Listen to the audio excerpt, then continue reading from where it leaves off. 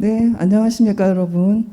다시 인사드립니다. 저는 오늘 사회를 맡은 농촌진흥청 식량산업기술팀 농촌지도관 유형란입니다. 네, 감사합니다. 오늘 이 심포지움은 푸드플랜 정책과 연계한 농산물의 안전성을 확보하기 위한 방안을 모색하고자 마련된 자리입니다. 팬데믹 상황으로 인해서 전국 도농업기술원과 시군농업기술센터, 농산물 안전 분석 담당자 분들과 농산물 안전위생 연구회 분들이 유튜브를 통해 참여하고 계십니다. 접속해 주신 여러분 환영합니다. 네, 개회에 앞서 자리를 함께 해주신 내빈 여러분들을 소개해 드리도록 하겠습니다. 화면으로나마 큰 박수 부탁드립니다. 먼저 국립농업과학원 김상남 원장님 참석하셨습니다. 네, 국립농업과학원 농산물안전성부 김원일 부장님 참석하셨습니다. 농촌진흥청 식량산업기술팀 정병우 과장님 참석하셨습니다. 국립농업과학원 김병석 과장님 참석하셨습니다.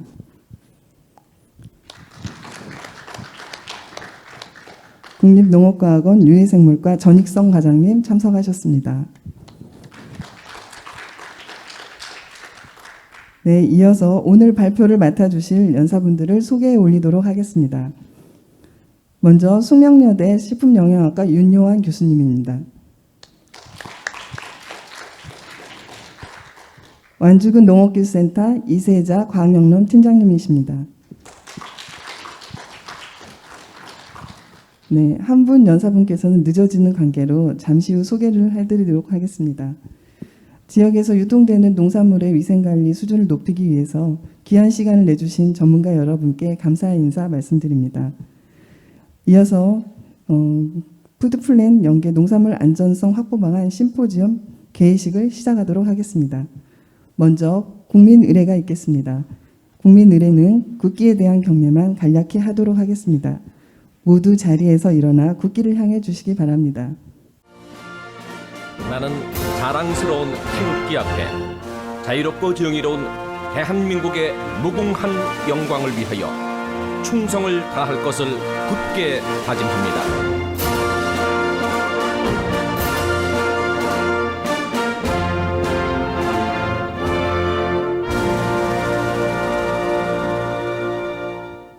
네, 바로 자리에 앉아주시기 바랍니다.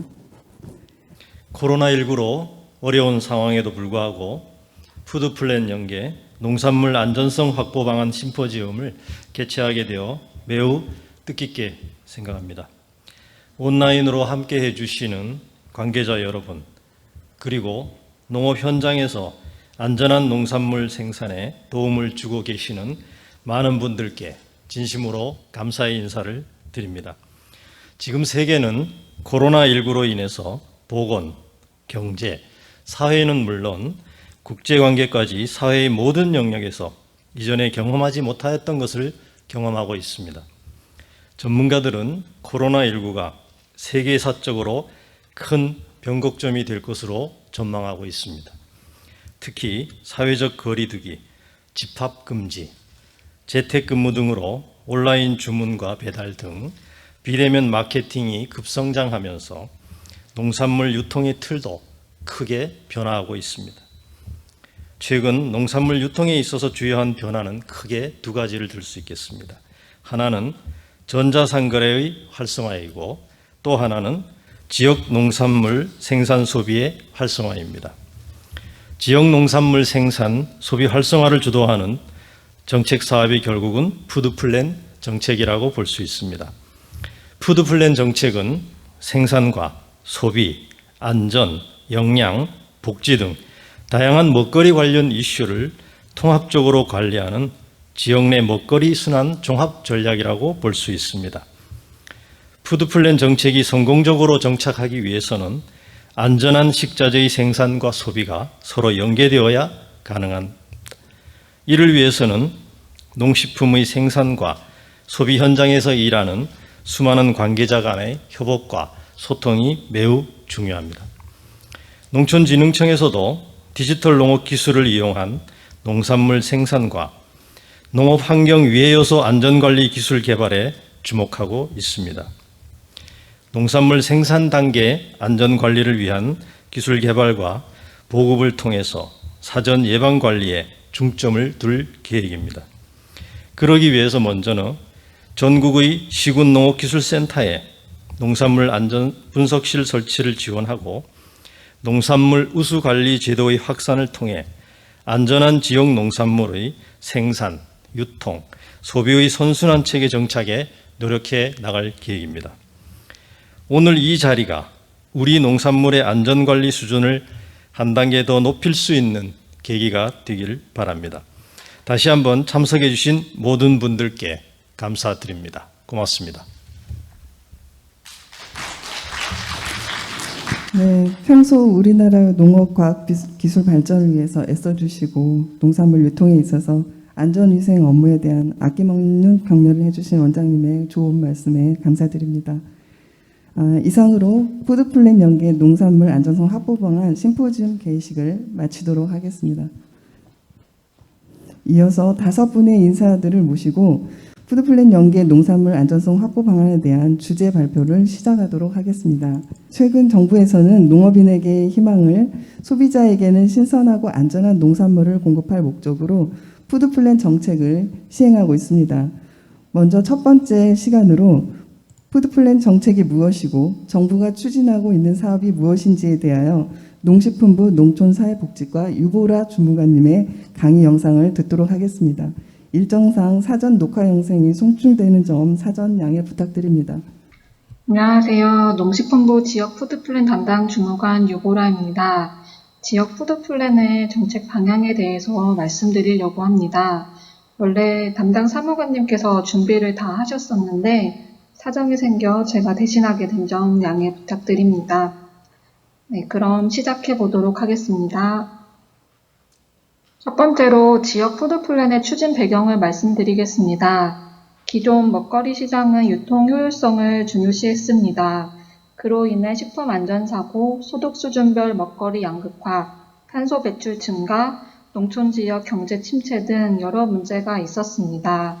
그래서 이러한 다양한 먹거리 관련 문제를 해결하기 위해 많은 나라들이 국가 푸드플랜과 지역 단위 푸드플랜을 수립하고 확산시켜 왔습니다.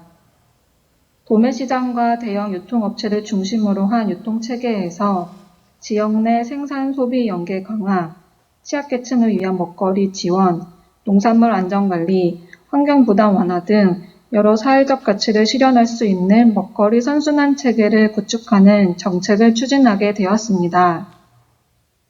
그럼 지역 푸드플랜이 무엇인지 개념을 알아보도록 하겠습니다. 지자체가 수립 주체이기 때문에 지역 푸드플랜이라고 하고 생산과 가공, 유통과 소비, 폐기와 재활용으로 이어지는 지역 내 먹거리 순환체계 구축을 통해 지역의 사회, 경제, 환경적 지속 가능성을 높이는 것을 목표로 하는 계획입니다. 지역 푸드플랜 실행을 통해 지역 내 소비로 소비자에게 신선한 먹거리 공급이 가능하고 상호 신뢰 관계를 바탕으로 한 믿고 먹을 수 있는 먹거리를 제공할 수 있습니다. 계약 재배를 통해 농업인에게 안정적인 판로 제공과 먹거리를 매개로 지역 내 다양한 공동체 활동을 전개할 수 있는 계기를 제공합니다. 또한 경작 규모가 작은 중소농들에게 고정적인 새로운 판로를 제공하는 등 여러 가지 가치를 가지게 됩니다.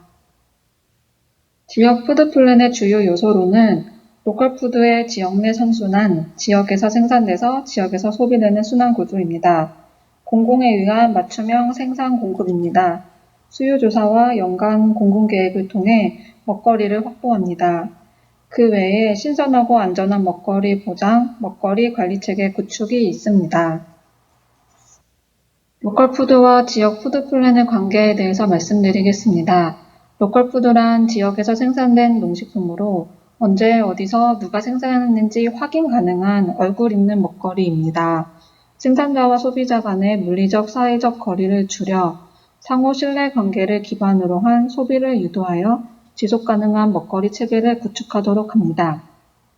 지역 푸드 플랜을 통해 직매장, 공공급식, 취약계층 지원 등의 로컬 푸드의 활용 범위를 확대하여 다양한 사회적 가치 실현이 가능합니다.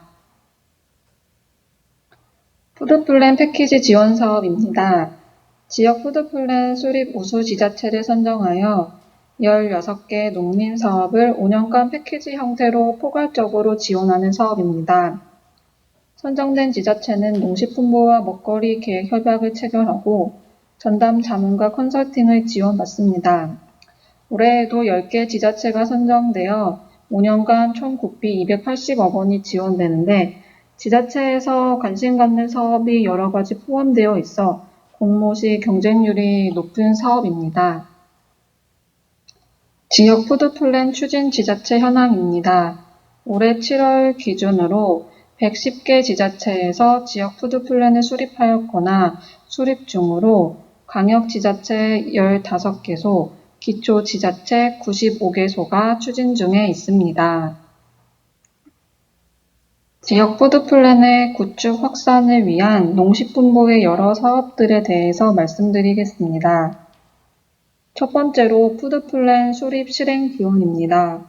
지역 특성에 맞는 푸드 플랜 수립을 위한 실태 조사와 실증 연구 등을 지원하는 것으로 18년도부터 시작한 사업입니다. 올해에도 21개 지자체가 공모에 선정되어 사업을 추진 중에 있습니다. 이외에 농가 조직화 및 지역 농산물 안전관리를 위한 로컬푸드 공급체계 구축 지원 사업도 진행하고 있습니다. 시민사회 지자체 교육 소통 프로그램 운영입니다. 한국농수산식품유통공사 유통교육원에서 진행되는 교육 프로그램으로 해당 지역의 지자체 공무원, 로컬푸드 운영자, 농업인, 소비자, 시민활동가 등 4명이 한 팀이 되어 그 지역의 특성에 맞는 푸드 플랜 수립을 위한 교육 과정입니다. 지자체에서 지역 푸드 플랜 수립을 위한 실질적인 도움을 많이 받을 수 있어 지자체에서 청강을 올 정도로 인기가 많은 교육 과정입니다. 로컬푸드를 활용한 사회적 경제 모델 활동 지원입니다.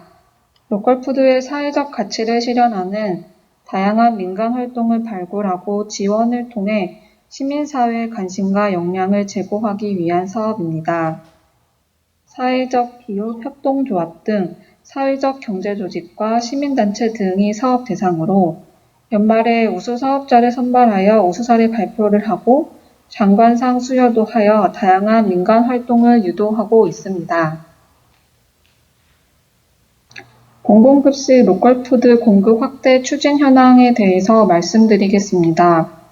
공공급식은 적정 가격으로 연중 안정적인 물량을 소비하는 대량 소유처로 지역 단위 먹거리 선순환 체계 구축의 마중물이라고 할 수 있습니다. 그래서 공공기관, 군대, 학교 급식을 중심으로 로컬푸드 확산 선도 모델을 창출하고 확산하고자 하고 있습니다. 추진 현황으로는 공공급식 지원 표준 조례안을 마련하여 2018년에 지자체에 제공하였고 공공기관, 지방공기업 경영평가 지표에 지역 농산물 구매 실적을 추가하여 공공기관과 공기업의 지역 농산물 구매를 촉진시키고 있습니다. 또한 혁신도시 공공기관, 군급식, 학교급식 지원센터, 지자체 급식 등의 로컬푸드 공급 비중을 매년 확대해 나가고 있습니다. 나주, 전주, 완주는 혁신도시 공공기관 선도 모델로 로컬푸드 공급 체계가 안정적으로 이루어지고 있습니다. 진주, 원주, 김천 등 혁신도시를 단계적으로 확산시켜 나가고 정부청사 급식에도 로컬푸드를 공급을 확대하고자 하고 있습니다. 정부 세종청사에는 2020년도부터 직원들 급식에 로컬푸드가 공급되고 있습니다. 학교 군급식에 로컬푸드 공급 확대를 위해 관계기관 간 협업을 진행 중에 있습니다. 군급식 독점 공급자인 군납 단지장을 폐지하고 군급식 TF 정례 운영으로 상시적 협력 체계를 구축하고 있습니다. 또한 학생 건강 증진 5개년 기본 계획에 학교 급식의 지역 농식품 소비를 권장하는 내용을 반영하였습니다. 로컬푸드 직매장 활성화 추진 현황입니다. 중소농 조직화 및 사회적 경제조직 참여를 확대하고 소비자 접근성 제고를 위해 직매장의 기능을 다양화하고 있습니다. 사회적 기업 협동조합 등 사회적 경제조직과의 연계를 강화하고 다양한 소비자 수요에 맞게 직매장 외에도 로컬푸드 레스토랑, 영농 가공체험장, 요리교실 실습장, 교육장 등을 구비한 로컬푸드 복합문화센터 설치를 지원하고 있습니다. 우수 인증을 받은 직매장에는 전문가 컨설팅, 홍보 지원 등을 통해 경영 안정을 지원하고 있습니다. 공공급식 통합 플랫폼 추진 현황입니다. 추진 배경으로는 대규모 단체 급식 영역이 중요해지고 있으나 급식 지원센터에서 사용하는 수발주 시스템이 지자체별로 상이하게 구축 운영되고 있어 지역 간 중복 투자 등의 문제도 있고 또 국가 차원에서 먹거리 소비 현황 파악이 어려운 상황이었습니다.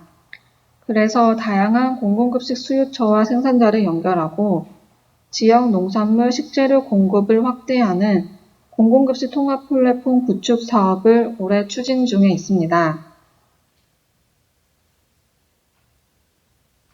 공공급식 통합 플랫폼은 공공급식 수요처와 생산자를 급식지원센터를 중심으로 연결해 지역 농산물 식재료 공급을 확대할 뿐만 아니라 이력정보, 친환경, 해썹 등 여러 시스템 정보를 연계하여 안전한 먹거리를 공급하고 국내 식재료 유통 현황을 파악하고 센터 간 균형적인 수급 관리 기능을 갖게 됩니다.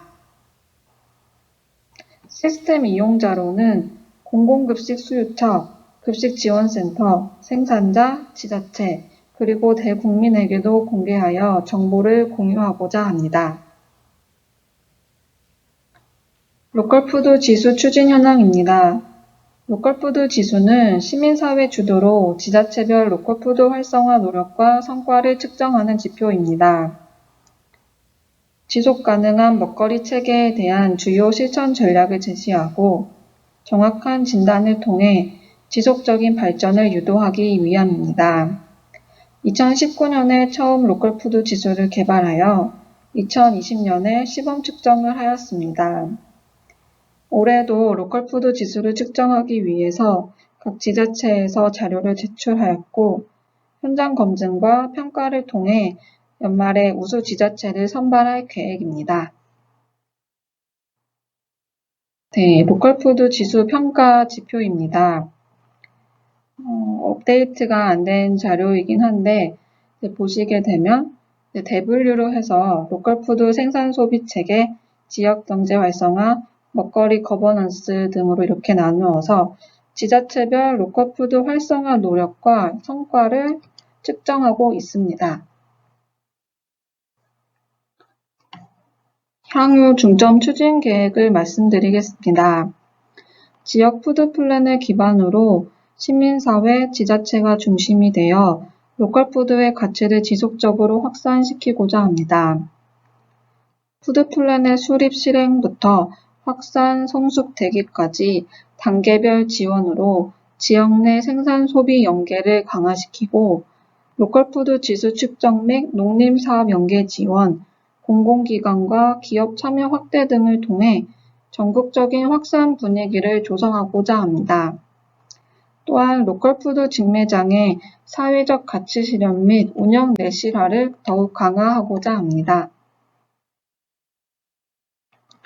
네, 이상으로 지역 푸드 플랜 정책 방향에 대해서 말씀드렸습니다. 긴 시간 이렇게 들어주셔서 감사합니다.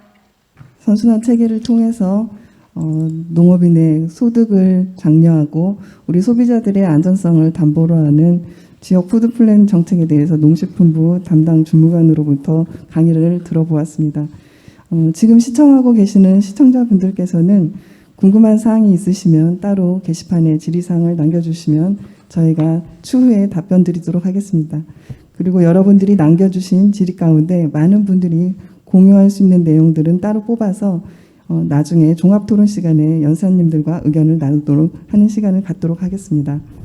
다음은 오늘 행사를 불철주야 굉장히 열심히 마련을 해주시고, 그리고 이 지역 플랜푸드 정책이 지역에서 실행되는 데 있어서 농업기술센터의 역할이 매우 중요한데요. 농산물 종합가공센터라든지 농산물 안전분석실 같은 데를 운영을 하는 데 있어서 많은 기술적 배경을 제공하고 있는 농촌진흥청의 김세리 연구관님으로부터 농산물 안전관리 기술 개발 및 보급 방안에 대한 강의를 듣도록 하겠습니다. 열심히 준비해 주신 행사인 만큼 발표 잘 부탁드립니다. 반갑습니다. 농촌진흥청 유해생물과에 근무하는 김세리입니다. 오늘 저는 농산물 안전관리 기술 개발 및 보급 방안에 대해서 말씀을 드리도록 하겠습니다.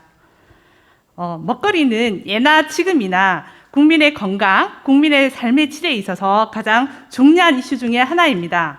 그래서 먹거리 문제가 언론에 보도될 때마다 국민들은 굉장히 분노하고 민감하게 반응하고 있습니다. 2000년대 이후에 우리 먹거리의 문제를 살펴보면 크게 세 가지로 이야기할 수가 있습니다. 무엇보다도 먼저는 농산물의 안전성 문제를 지적할 수 있습니다.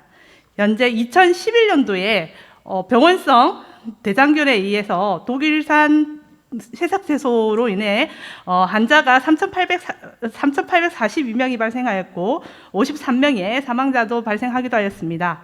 그리고 2018년도에는 미국산 로메인 상추로 인해서 210명의 환자와 5명의 사망자가 발생하였고, 작년에는 국내에서 생산된 팽이버섯을 미국에 수출했을 때 리스테리아균이 검출돼서 수출이 중단되는 그런 안전 문제가 발생함에 따라 우리 소비자들은 굉장히 안전 문제에 민감하게 반응하고 있습니다. 두 번째 먹거리 이슈는 환경 문제를 들 수 있습니다. 많은 농어민들이 높은 가격을 기대할 수 있는 대형 유통으로 출하가 집중됨에 따라 물류 길이가 길어지고 탄소 배출량이 증가하고 있습니다. 마지막으로 이 먹거리 문제는 먹거리의 양극화 문제를 들 수가 있는데요. 풍요로운 먹거리 홍수 시대에도 불구하고 여전히 국민의 10%는 먹거리 영양 섭취가 부족하다고 보고되고 있고, 70세 이상의 노인의 46.1%는 양적, 질적 먹거리의 불균형하다고 보고되고 있습니다. 이런 먹거리 문제를 해결하고자 정부에서는 지역 푸드 플랜 사업을 추진하고 있습니다. 이 지역 푸드 플랜의 사업의 가장 핵심적인 게 바로 로컬 푸드의 확대입니다. 그럼 왜 로컬 푸드를 바탕으로 지역 푸드 플랜을 추진했을까요? 바로 이 로컬 푸드는 당일 생산해서 당일 판매하기 때문에 신선하다 하는 이유를 들 수 있습니다. 또한 미리 사전에 안전성 조사를 통해서 안전한 농산물을 공급하기 때문에 안전한 국산 농산물이라 하는 것이 가장 큰 로컬 푸드를 선택한 배경이 될 수 있습니다. 그동안 이런 로컬 푸드의 안전성을 위해서 저희 농촌진흥청에서도 굉장히 열심히 노력해 왔습니다. 가장 대표적인 사례를 들 수 있는 것이 바로 시군 농업기술센터의 안전분석실을 설치라고 할 수 있습니다. 이 안전분석실에서는 농산물에 존재할 수 있는 농약동 유해 물질을 사전에 조사해서 부족한 농산물을 사전에 차단함으로 인해 가지고 식품 사고를 예방할 수 있다는 것이 가장 큰 역할이라고 할 수 있는데요. 이 시군농업기술센터의 안전분석실은 현재 51개소가 설치되어 있고 앞으로 2027년까지 153개소까지 확대할 계획을 가지고 있습니다. 그리고 PLS 제도에 대응하기 위해서 우리 진흥청에서는 농약 등록을 확대해 왔습니다. 현재 254작물에 31,388개의 농약 직근 등록을 해왔고 14,110건의 잔류 기준을 설정해서 식약처에 제안한 바 있습니다. 그리고 현장에서 작물별로 사용 가능한 농약들에 대해서 그에 대한 정보들도 현장에 실시간 제공하고 있습니다. 뿐만 아니라 우리 농산물의 수출을 확대하기 위해서 수출 대상별 잔류 허용 기준에 맞는 농약 안전 사용 지침을 설정해 왔고 수출 현장의 애로를 해결하는 데도 굉장히 열심히 노력해 왔습니다. 하지만 이렇게 농촌진흥청에서는 또 많은 노력을 해왔지만 그동안의 이제 이 노력들은 주로 농약 중심의 안전관리였다고 할 수 있습니다. 현재 이제 사회가 발달되면서 다양한 위해 요소들이 출현하고 있습니다. 그래서 앞으로의 이 안전관리의 핵심은 농약뿐만 아니라 다른 어떤 화학적, 생물학적, 물리적 위해 요소를 보다 종합적으로 관리하는 것이 필요하다고 할 수 있습니다. 특히나 최근 들어서 늘어나고 있는 이 생물학적 위해 요소에 대한 관리가 상당히 중요해지고 있습니다. 식약처의 통계 자료에 따르면 병원성 대장균의 34% 원인의 34%는 김치와 채소에 의한 식중독이라고 보고되고 있습니다. 그 이유로는 국민의 식생활과 농산물의 소비 패턴의 변화로 들 수 있는데요. 최근 들어서 이렇게 신선한 농산물, 신선하게 섭취할 수 있는 가열을 하지 않는 농산물의 소비가 확대되고 있고, 그리고 이제 집에서 손쉽게 조리할 수 있는 단순 처리 농산물의 시장이 점차 확대됨에 따라서 이런 단순 처리 농산물로 인한 위생 부적합 사례들이 지속적으로 보고되고 있어 우리 소비자들은 단순 처리 농산물에 대한 안전에 대해서 우려를 하고 있습니다. 실제 이 단순 처리 농산물을 구매할 때 소비자가 고려하는 상황은 가격적인 외에는 안전, 위생에 대한 것들이 가장 큰 고려 사항이라고 조사되었습니다. 하지만 이렇게 농산물의 생물학적인 위해 요소의 관리가 중요함에도 불구하고 원료 농산물 그리고 농업 환경에 대한 식중독 세균과 바이러스에 대한 모니터링 자료는 여전히 절대적으로 부족한 실정입니다. 현재 우리 국가 모니터링 사업에 차지하는 비중은 약 2%에 불과한 수준입니다. 또한 농산물과 농업 환경에서 식중독 세균들을 상시 모니터링할 수 있는 체제가 아직 갖추어지지 있지 않고 그 원인을 규명하는 시스템도 여전히 부족한 실정입니다. 뿐만 아니라 앞서 말씀드린 단순 처리 농산물에 대해서는 시장은 상당히 커지고 있지만 이것들에 대해서 위생 상황을 실태 조사를 하거나 안전을 관리할 수 있는 기술을 개발하거나 이 농산물들에 대한 유통기한, 미생물 안전관리에 대한 기준 설정도 아직 부재한 상황입니다. 또한 우리 농업에서의 안전관리 상황을 보면 이렇게 폐비닐, 그 다음에 폐농약병 같은 것들이 제대로 처리되고 있지 않을 뿐더러 농업에 대한 위생의식이 부족하고 또한 요것들에 대한 위생 실천이 상당히 좀 미흡한 그런 상황입니다.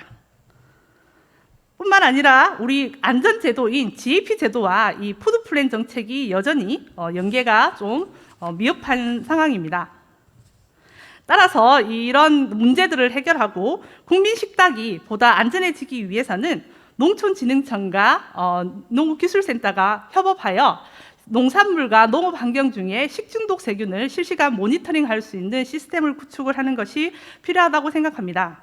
특히 이제 농업기술센터에서는 상시 식중독 세균들을 모니터링할 수 있는 시스템을 갖추고 농촌진흥청에서는 이것들을 분석할 수 있는 기술 교육들을 항상 수반해서 같이 이런 체계를 형성하는 것이 중요하지 않을까 생각하는데요. 농업기술센터에서 예를 들면은 이제 그 식중독 세균들에 대해서 이렇게 조사를 하게 되면 식중독 세균이 이렇게 중요한 식중독 세균이 발견이 됐을 때 농촌진흥청에게 이제 연락을 하고 농촌진흥청에서는 이 오염 원인이 무엇인지를 규명하고 그것을 관리할 수 있는 기술을 개발해서 현장에다가 농업기술센터에게 보고를 하고 그 결과를 바탕으로 농업기술센터에서는 현장 가서 기술을 제공하고 지원해서 이런 문제들을 해소해 나가는 것들이 중요하지 않을까 하는 생각이 듭니다. 또한 이 기술센터에서 분리된 식중독균은 농촌진흥청에서 그 특성을 파악을 해서 DB를 구축하는 것도 필요한 일입니다. 우리가 범인을 잡는 데 쓰는 것들이 가장 많이 쓰는 게 바로 지문입니다. 세균도 지문이 있는데요. 이렇게 보이는 이런 지문들을 늘 등록을 해놓게 되면 식중독 원인 사고의 원인을 추적할 수 있는 단서가 될 수 있기 때문에 이러한 체계를 형성하는 것도 우리 청이 해 나갈 일이라고 생각합니다. 뭐니 해도 분석에 있어서 제일 중요한 것은 숙련도라고 생각이 드는데요. 농업기술센터 직원들의 기술 숙련도를 평가하고 좀 미흡한 직원들에 대해서는 좀 체계적으로 교육하는 그런 프로그램도 마련돼야 된다고 생각합니다. 앞서 말씀드린 것처럼 단순 처리 농산물 시장이 늘어남에 따라서 우리 또한 안전성을 향상시키기 위한 기술 개발도 필요합니다. 첫 번째로는 그 위생관리 실태조사와 더불어 문제가 있는 부분들은 관리할 수 있는 기술들도 개발이 돼야 되고, 이 위생 문제를 해결하기 위해서는 다양한 이런 살균 기술들의 개발과 더불어 이런 그 온도별로 농산물들을 저장하면서 온도대별로 어느 정도 보관하고 하는 것들이 필요한지에 대한 소비기한 설정 연구도 수행이 되는 것들이 필요합니다. 이러한 연구를 바탕으로 단순 처리 농산물에 대한 기준 설정을 위한 기반과, 그리고 이런 내용들을 기반으로 한 GAP 제도 기준도 개선하는 것들이 같이 부처 간 협업을 통해서 일어나야 된다고 생각합니다. 그리고 이렇게 농산물에 대해서 지금 그 온라인 유통이 증가하면서 소비자들은 상당히 이런 농산물들이 어떻게 관리되어 왔는지에 대한 정보들에 대한 것들의 요청이 많은데요. 이런 각 단계별로 관리되어 오고 있는 그런 식품 안전의 이력과 안전관리 정보화를 디지털화해서 소비자들한테 제공하는 그런 서비스 기술도 개발돼야 될 거로 생각됩니다. 뭐니 해도 이러한 소비자들에게 안전한 농산물을 생산하기 위해서는 그런 기반을 구축하는 것도 상당히 중요합니다. 그래서 이 부분에 대해서는 지자체와 농업인과의 협업을 통해서 영농 폐기물을 항상 상시 처리할 수 있는 시스템을 강구해야 되고, 그리고 농장의 위생 수준을 높일 수 있는 그런 인프라 구축을 하는 것들이 상당히 중요하다고 생각합니다. 뭐니 해도 농산물의 안전관리는 농업인의 인식 변화에서부터 출발합니다. 따라서 농산물 안전관리에 대한 기술 교육과 컨설팅이 상시 일어날 수 있도록 기술센터에서는 주기적인 농업인 교육을 실시하고, 또한 현장에 가서 안전 분석 결과에 기반으로 한 컨설팅도 진행이 되었으면 합니다. 이러한 안전의 인프라와 교육, 실천을 통해서 GAP 농산물의 인증과도 연계를 하는 것들을 통해서 소비자 신뢰를 확보하는 것도 필요합니다. 이러한 우리 현장의 생산 환경의 변화와 농업인 의식 변화를 지속적으로 바이어들에게 어필을 해서 그 농산물의 가치를 높여가는 것도 상당히 필요한데요. 실제 만인산 농협 같은 경우가 가장 좋은 사례라고 할 수 있습니다. 이 만인산 농협에서는 농산물 안전관리를 철저히 하고, 그것들을 GAP 인증을 출하 농가에 의무사항으로 제시하고 있습니다. 그래서 위생관리를 하고 소비자 니즈에 맞는 상품을 생산을 통해서 2010년에 농가 소득이 2,600만 원이었는데 2020년 현재 그 1억 2천까지 그런 증대하는 그런 사례가 있습니다. 그래서 이런 사례들을 볼 때에 우리의 그 위생 상황, 그리고 안전에 대한 것들이 이제는 선택이 아니라 이제 필수가 되어가고 있는 그런 중요한 부분이라고 할 수 있습니다. 지금까지의 말씀을 다시 종합적으로 정리를 하자면, 농업기술센터와 용진청과의 협업을 통해서 농산물과 농업 환경에 생물학적인 안전 분석 체제를 구축하는 것이 필요합니다. 두 번째로는 단순 처리 농산물 등 농산물 안전 관리에 필요한 기술 개발이 이루어져야 합니다.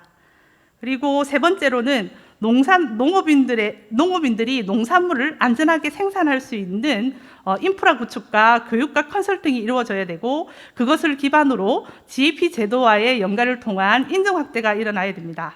그리고 이 모든 것들을 소비자들한테 어필함으로써 우리 농산물의 경쟁력을 확대하고 농산물의 안전성을 높여가는 것이 필요합니다.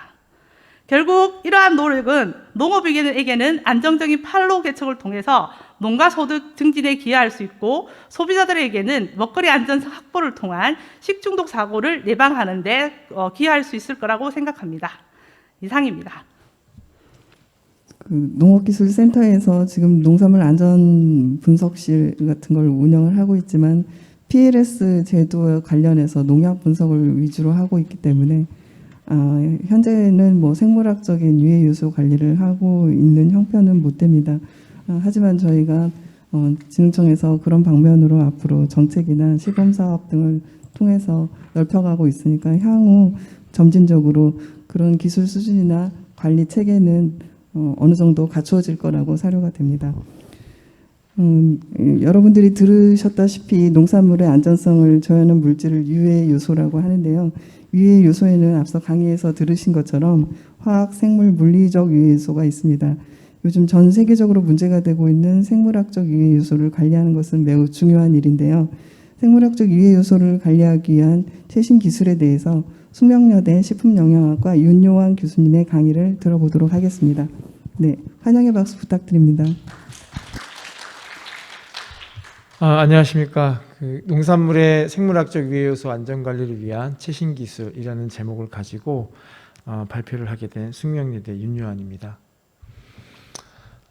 먼저 최근 들어서 식중독 사고가 이제 지속적으로 발생하고 있습니다. 또 원인이 이제 농산물이 되는 원인이 되는 경우들도 있는데, 이러한 것들 때문에 이제 농산물을 생산 단계에서부터 이제 생물학적 안전 관리를 해야 한다, 이런 필요성들이 지속적으로 이제 대두가 되고 있습니다.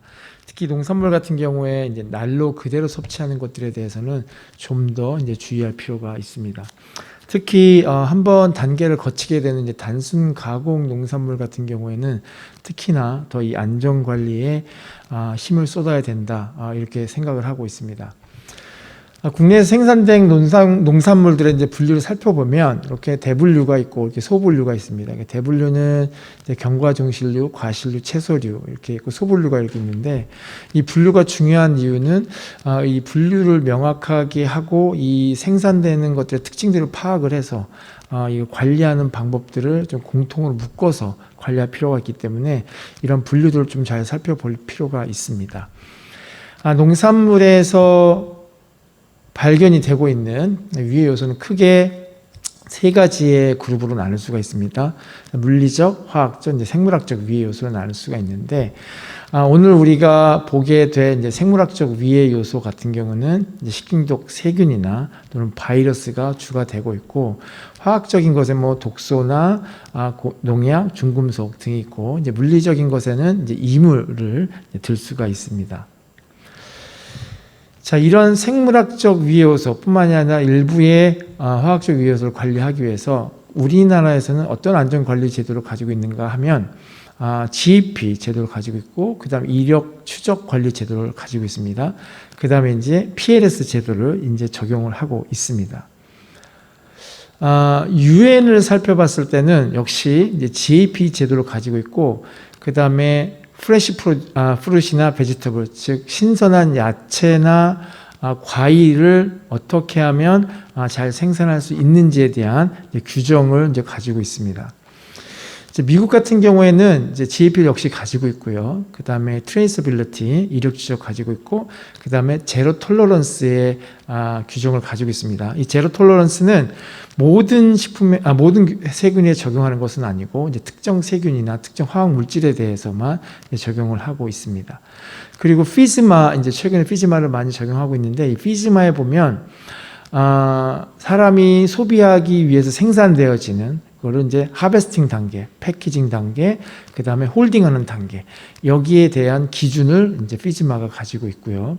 그 다음에 이제 가이드라인 정도로 해서 프레시 프루시나 베지터블들을 어떻게 미생물학적으로 안전하게 생산하는지에 대한 그런 규정들을 가지고 있습니다. 캐나다도 역시 GAP와 PLS를 가지고 있고요. 그 다음에 염소수 사용하는 것에 대해서도 이 가이드라인을 가지고 있습니다. 일본도 GAP, 그다음 PLS를 가지고 있고요. 유럽 같은 경우에는 이제 좀 특이하게 이제 글로벌 GAP를 가지고 있습니다. 그리고 트레이서빌리티, PLS. 한 10여 년쯤에 유럽에서 한번 프레시 베지터블, 즉 야채에서 이콜라이, 장주에서 이콜라이 때문에 한번 크게 곤욕을 치른 적이 있는데, 거기에 대해서 이제 어드바이스 개념으로 해서 유럽에서는 지금 현재 문서화한 것을 가지고 있습니다. 안전관리 제도를 그래서 지금 말씀드린 것들 한번 표로 이렇게 정리를 해봤는데요. 그래서 국가별로 했을 때 GAP 제도는 지금 앞에서 말씀드렸던 국가들이 다 가지고 있습니다. 이력 추적관리 제도는 우리나라, 미국, 이제 EU 정도가 가지고 있고요.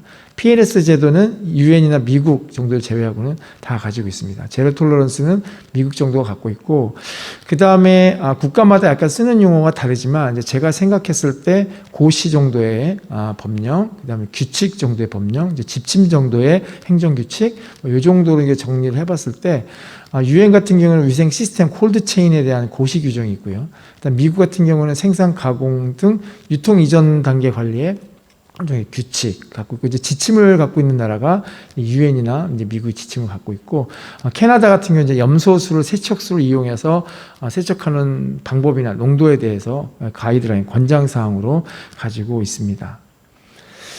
자, 이러한 안전관리 제도를 가지고 우리는 위해 관리를 하게 되는데, 그럼 위에는 어떤 것들이 발견되는지를 보면, 생산 단계에서는 위해 요소가 발생되는 데가 토양, 용수 또는 야생 조류 및 동물에 의한 것이고, 수확 단계에서는 주로 작업자들에 의해서 발생할 수 있고, 유통 단계에서는 아무래도 보관 온도가 잘못됐을 때 발생할 수가 있습니다.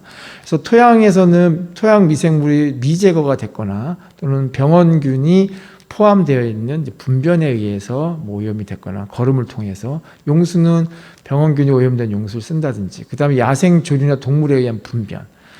작업자 같은 경우에는 손이 이제 손을 통해서 식중독균이나 바이러스가 감염될 수 있고, 이제 보관 온도가 잘못되는 경우는 잔류 미생물이 점차 증식해서 문제를 발생시킬 수가 있습니다. 그런데 오른쪽에 보시는 이런 참고 문헌에서 이러한 위해들을 어떻게 관리해야 된다는 위해 관리 방안들이 이미 많이 마련되어져 있습니다. 현재는 우리가 이렇게까지 와요 있고요. 자, 이렇게 관리를 하고 있는데, 그래도 이러한 미생물들을 또 다른 방법들로 인해서 어떻게 저감화시키는지. 근데 이 저감화시키는 방법들에 대해서는 고전적인 방법들은 상당히 많이 나와 있고요.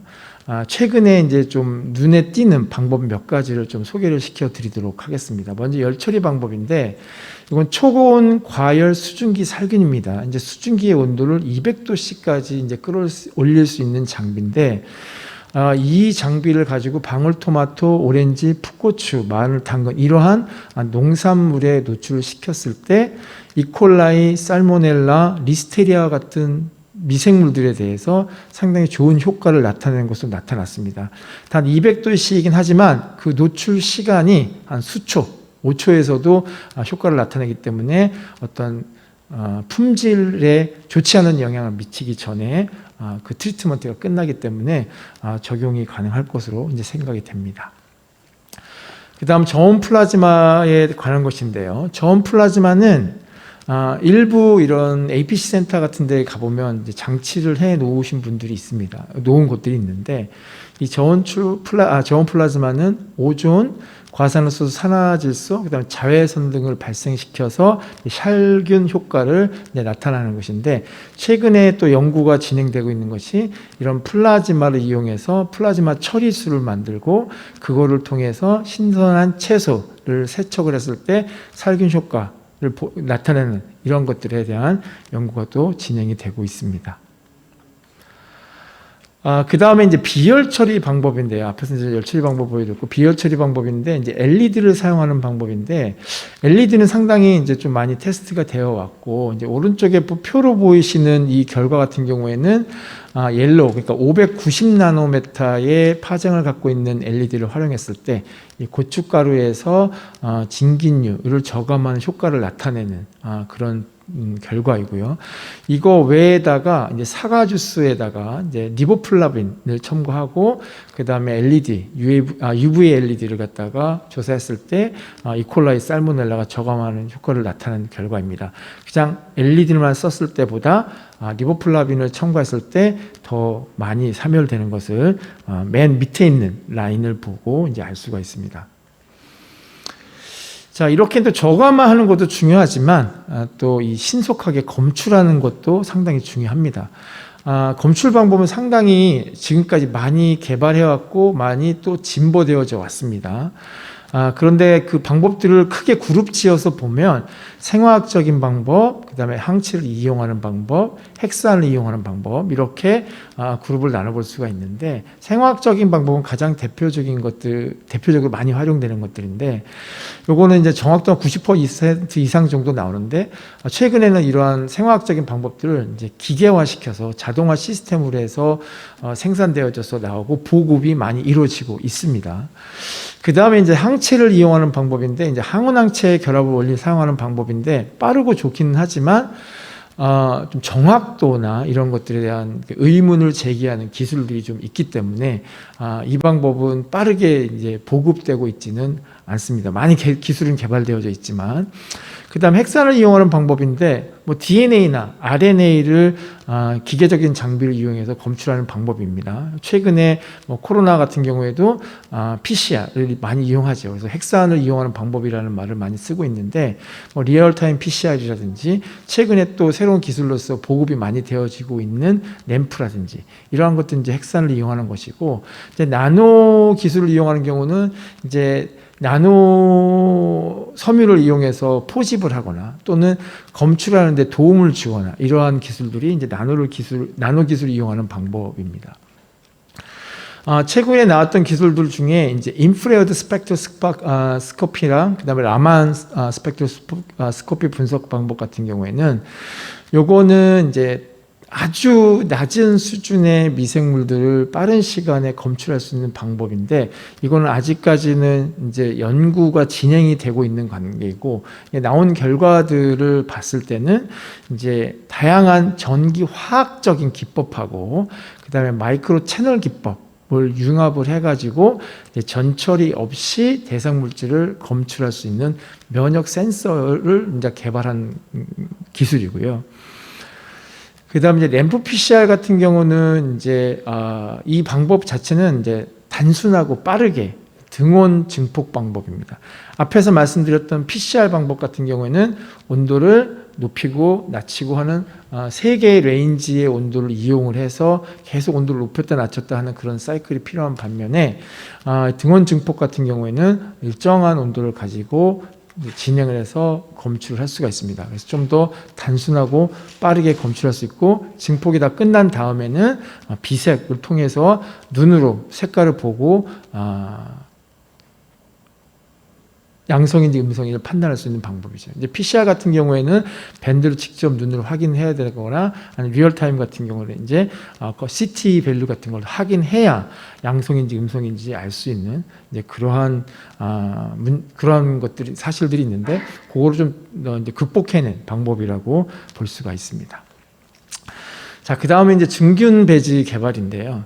이 검출 기술을 개발하다 보면 물론 빠른 시간에 검출하는 것들도 있지만 또 어느 정도 미생물을 키워서 검출해야 될 때도 있는데, 그때 우리가 많이 쓰는 방법들이 증균입니다. 증균. 이 증균을 좀 더 많이 미생물을 좀 더 빨리 이제 길러내는 게 이제 요소인데, 요거 같은 경우 이제 리스테리아 모노사이토제네스를 빨리 증균하기 위해서 이제 기술을 개발했던 것인데요. 리스테리아 모노사이토제네스는 저온성 세균임에도 불구하고 이게 상당히 생장이 늦습니다. 상당히 늦기 때문에 다른 세균들에 비해서 증균이 빨리 안 돼요. 그래서 이건 항상 이 증균하는 때 힘들게 하는 세균 중에 하나인데, 가장 많이 쓰는 증균할 때 많이 쓰는 배지가 이제 엘리비라는 배지예요. 이 엘리비에다는 배지에다가 수십 가지의 물질을 넣어가면서 한번 테스트를 해봤습니다. 근데 그나마 그나마 좀 좋게 나타났던 게 이제 페릭 시트레이트라는 것을 넣었을 때 LEB에 비해서 좀 더 미생물 숫자가 좀 증가하는 것으로 이제 나타났는데, 이거를 갖다가 이제 페릭 시트레이트의 그 농도를 좀 더 높여봤을 때 브로스 상태에서는 큰 차이가 나타나지 않았습니다. 실질적으로 버섯에다가 이제 엘모노사이토제네스를 접종을 하고 이제 증균을 시켜봤을 때, 이 역시 페릭 시트레이트를 넣었을 때 LEB보다는 좀 더 약간 많이 이제 그 증균이 되는 것으로 나타나는데, 브루스 상태와는 다르게 페릭 시트레이트의 농도를 2배로 높였을 때는 페릭 시트레이트만 넣었을 때 그냥 2분의 1의 농도보다는 좀 더 많이 증균되는 것을 확인할 수 있어서, 증균 배지에 이제 페릭 시트레이트의 농도를 2배 정도 넣게 되면 효율이 있다, 이 정도를 발견했습니다. 그 다음에 이 우리가 검출 기술을 사용을 할 때 앞에서 전처리라는 말씀을 드렸는데, 어떤 검출 단계에 가기 전에 그 검출 장비, 그런 방법 속에서 잘 검출이 될 수 있도록 그 전 단계에서 처리를 해줘야 됩니다. 이게 이제 전처리 단계인데, 이 전처리 단계가 물론 검출 기술마다 다를 때도 있지만 어떤 핵산을 이용하는 기술 같은 경우에는 이 전처리 단계가 상당히 중요합니다. 그 중에서 이제 저희 연구팀에서 연구했던 게 이제 그 용해 버퍼, 라이시스 버퍼를 개발한 건데, 라이시스 버퍼를 활용을 할 때 그람 양성세균하고 그람 음성세균에 적용했을 때, 그람 음성세균은 소위 말하는 이제 세포막이, 세포벽이 잘 분해가 돼서 유전자를 밖으로 잘 검출해낼 수가 유출해낼 수가 있습니다. 하지만 그람 양성세균 같은 경우에는 그게 좀 더 좀 힘듭니다. 그래서 용해 버퍼를 그람 양성세균에 맞춰서 이제 개발했었었는데, 오른쪽에 보시는 개발 버퍼라고 하는 것이 이제 저희가 개발했던 버퍼인데, 186 베이스 페어, 그 DNA 사이즈가 186 베이스 페어일 때 검출되는 반대가 나타나면 이제 엘모노사이토제네스가 파지티브하다, 이렇게 결정을 내릴 수가 있는데, 다른 타사 제품과 비교했을 때 그렇게 큰 차이가 없다, 이렇게 좀 더 잘 검출되는 것 같다, 이렇게 판단했습니다. 이때의 농도가 3로그 CFU였었고요. 그 다음에 좀 더 민감도를 높여보기 위해서 1로그 CFU per 밀리리터 정도를 했을 때, 이게 186 나노베이스 페어에서 좀 화면상에 잘 안 나타날 수도 있는데, 개발포 1로그에서는 그 밴드가 나타나는데, 다른 것들에서는 1로그 수준에서 나타나지 않아서 어느 정도 민감도를 향상시켜주는 버퍼가 개발됐다, 이렇게 저희가 판단했습니다. 자, 그 다음에는 이제 나노 기술을 이용해서 검출하는 방법인데, 요것도 이제 최근에 이제 발표가 됐었던 기술입니다. 그래서 나노 선모라는 게 아주 작은 머리카락 같은 털 같은 건데, 이게 나노 사이즈로, 그래서 500 나노미터의 필라멘트 정도로 되는 것을 이용을 했을 때, 여기에 이 선모 구조에 박테리아들이 지나가게 되면 박테리아들이 포집이 되고, 거기에 DNA, 그 박테리아에 바인드할 수 있는 DNA를 거기에 넣어줍니다. 프로브를. 근데 그 프로브에는 형광 다이를 붙인 거죠. 그러면 미생물이 내는 효소에 의해서 그 형광 다이가 파괴되고, 그게 빛을 내면서 형광을 내게 되면 그걸 가지고 이제 검출을 하는 건데, 요거는 상당히 빠른 시간에 검출, 30초 안에 세균이 포획이 되고 1분 안에 검출을 판단할 수 있는 기술로도 연구가 되고 있는 것입니다. 그 다음에 요거는 이제 나노 기술 중에서 이제 요건 저희 연구실에서 이제 개발했던 이제 기술인데, 먹을 수 있는 탄소들을 이용해서 합성을 해서 나노 파티클을 만드는데, 이 나노 파티클은 상당히 크기가 작은데, 이게 빛을 만나게 되면 특히 LED, 블루라이트 LED나 한 600 나노미터의 레이저를 만나게 되면 이게 열을 냅니다. 스스로 열을 내서 이게 만약에 미생물에 바인드를 하게 되고, 그 파장의 빛을 만나게 되면 열을 내서 미생물을 사멸을 시킵니다. 자, 그런데 이게 사멸시키지 못하는 균이 바로 캠필로박터입니다. 그래서 캠필로박터 아시는 분들은 아시겠지만, 이 캠필로박터도 상당히 증균이 잘 안 되는 세균이고, 검출하기가 좀 까다로운 세균입니다. 최근에는 잘 검출하고 있지만, 과거에는 캠필로박터를 잘 검출하지 못했었습니다. 자, 그래서 이 증균을 하는 단계에서 일반적으로 사용하는 배지가 이 배지에다가 볼튼 브로스라는 배지인데, 그 볼튼 브로스를 썼을 때 볼튼 브로스의 농도를 높였을 때, 그 다음에 볼튼 브로스에다가 저희가 개발한 이 나노 파티클을 갖다가 넣었을 때, 그걸 넣고 나서 증균시키기 전에 그 파장에다, 해당하는 파장에다가 노출을 시킵니다. 그러면 저희가 개발한 것 같은 경우에는 그 다른 세균들은 붙어가지고 그 빛에 노출이 되면서 열을 내기 때문에 세균을 파괴시키는 겁니다. 즉 백그라운드는 파괴를 시키는 거죠. 근데 캠필로박터는 얘가 파괴를 잘 못 시킵니다. 캠필로박터의 구조적인 특성이 있을 수도 있고, 캠필로박터가 다른 세균들과 또 구조도 많이 다르거든요. 그런 것들을 추측을 하는데 캠필로박터는 이제 파괴시키지 못하죠.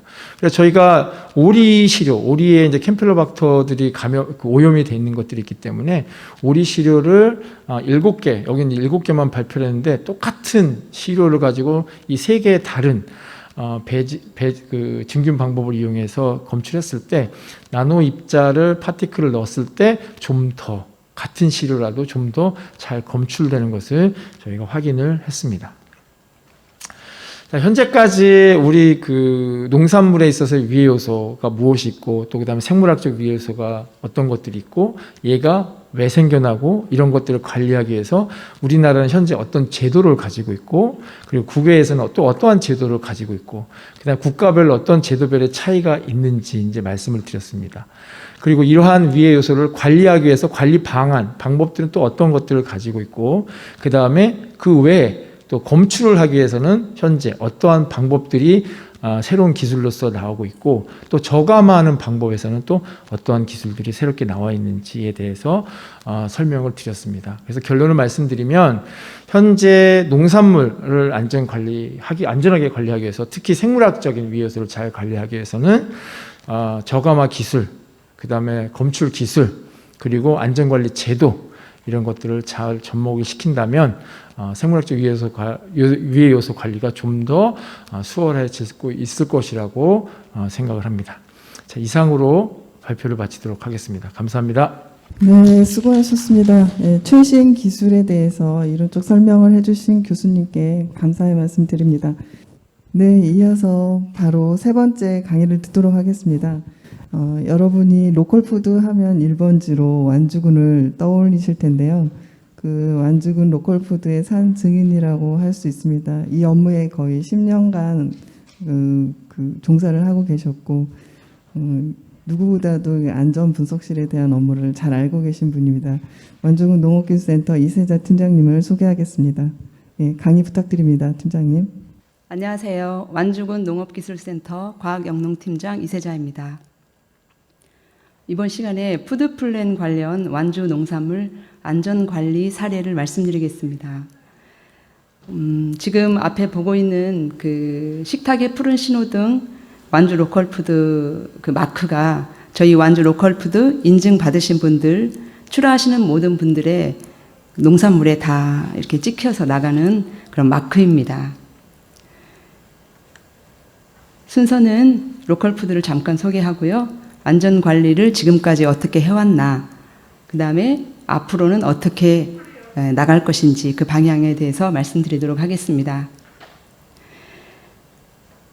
이제 완주군 농산물 전체에 대해서 안전관리를 해야 되는데요. 전체로 접근하기가 굉장히 어렵잖아요. 그래서 우리 완주 로컬푸드를 타겟으로 해서 일단 안전관리를 저희는 시작했습니다. 그래서 거의 한 10년 정도 됐다고 보는데요. 9년 조금 넘었거든요. 우리 완주 로컬푸드가 지금까지 2012년도에 1개점을 오픈해서 11개까지 이렇게 발전이 있었던 것은 그 인기 이유가 있는데요. 이렇게 4가지로 정리를 해봤습니다. 이거는 우리 완주 로컬푸드를 이용해 주시는 소비자들의 설문조사 결과입니다. 신선하고, 그리고 우리 농산물이고, 거기는 100%가 다 완주 농산물이 들어오기 때문에 우리 농산물이고, 그다음에 이제 소비자와 생산자가 직접 직거래를 하기 때문에 값이 합리적이다, 이렇게 붙여봤습니다. 그러나 신선하고 우리 농산물이고 값이 합리적이다라고 다 우리 농산물, 우리 완주 로컬푸드가 잘 팔리는 건 아닙니다. 지금까지 10년 동안 이렇게 쭉 유지를 해온 원인은 바로 이 안전성에 있다고 저는 생각을 합니다. 우리가 80년대 정도까지만 해도 증산을 위해서 굉장히 노력을 했잖아요. 여기 산 증인들도 계시는데, 그리고 식품을 구매할 때도 양을 많이 주는 것을 그때는 구매를 했습니다. 그러나 90년대, 2000년대 들어와서는 고품질 농산물 생산, 그리고 식품도 영양을 따져서 그렇게 먹었습니다. 그러나 최근 들어서는 안전하지 않으면 아무리 신선하고 아무리 우리 농산물이고 아무리 값이 합리적이어도 우리 소비자들은 식품을 선택하지 않습니다.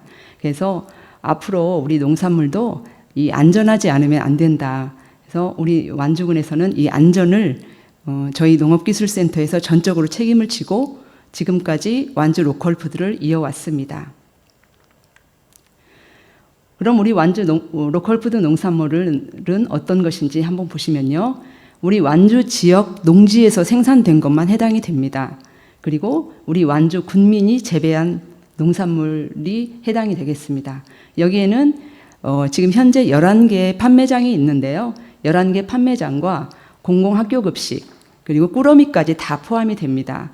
그래서 우리 완주 인근 지역에 이렇게 그 경계선 지역에 계신 분들이 이렇게 계신데요. 행정구역상 우리 완주군 땅에서만 재배된 걸로 그렇게 납품을 하고 있습니다.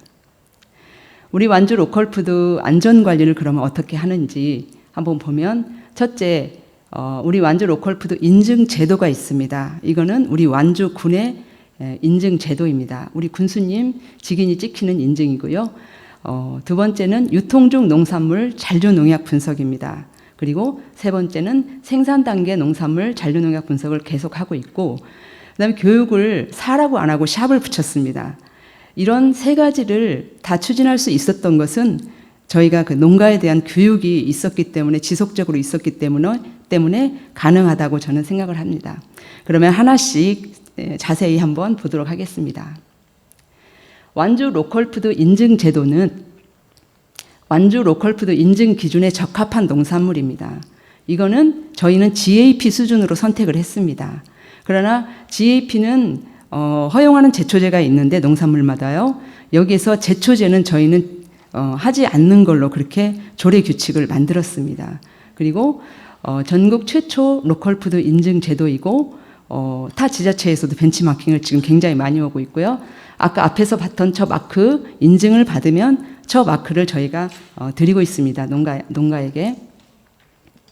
완주 로컬푸드 인증 절차는 친환경 인증이나 GAP 인증을 저희가 벤치마킹을 해서 만들었기 때문에 똑같습니다. 근데 물론 몇 가지 조금 다른 것도 있긴 있는데요. 비슷하다고 보시면 됩니다. 그다음에 밑에 토양 종합 검정, 농업 용수, 농산물 잔류 농약 있는데요. 현장에 저희가 인증 심사를 나갔을 때 시료를 저렇게 세 가지 채취를 해옵니다. 그래서 토양 종합 검정을 하고 농업용수는 총 14개를 해야 기준에 맞는데 지금 현재 저희 농업기술센터 시설로는 10종만 가능합니다. 그래서 앞으로 4가지도 할 수 있도록 지금 추진하고 있습니다. 그리고 농산물 잔류농약 분석이 어떻게 보면 이 안전성의 현재로는 키포인트라고 할 수가 있는데 320성분을 분석하고 있고요.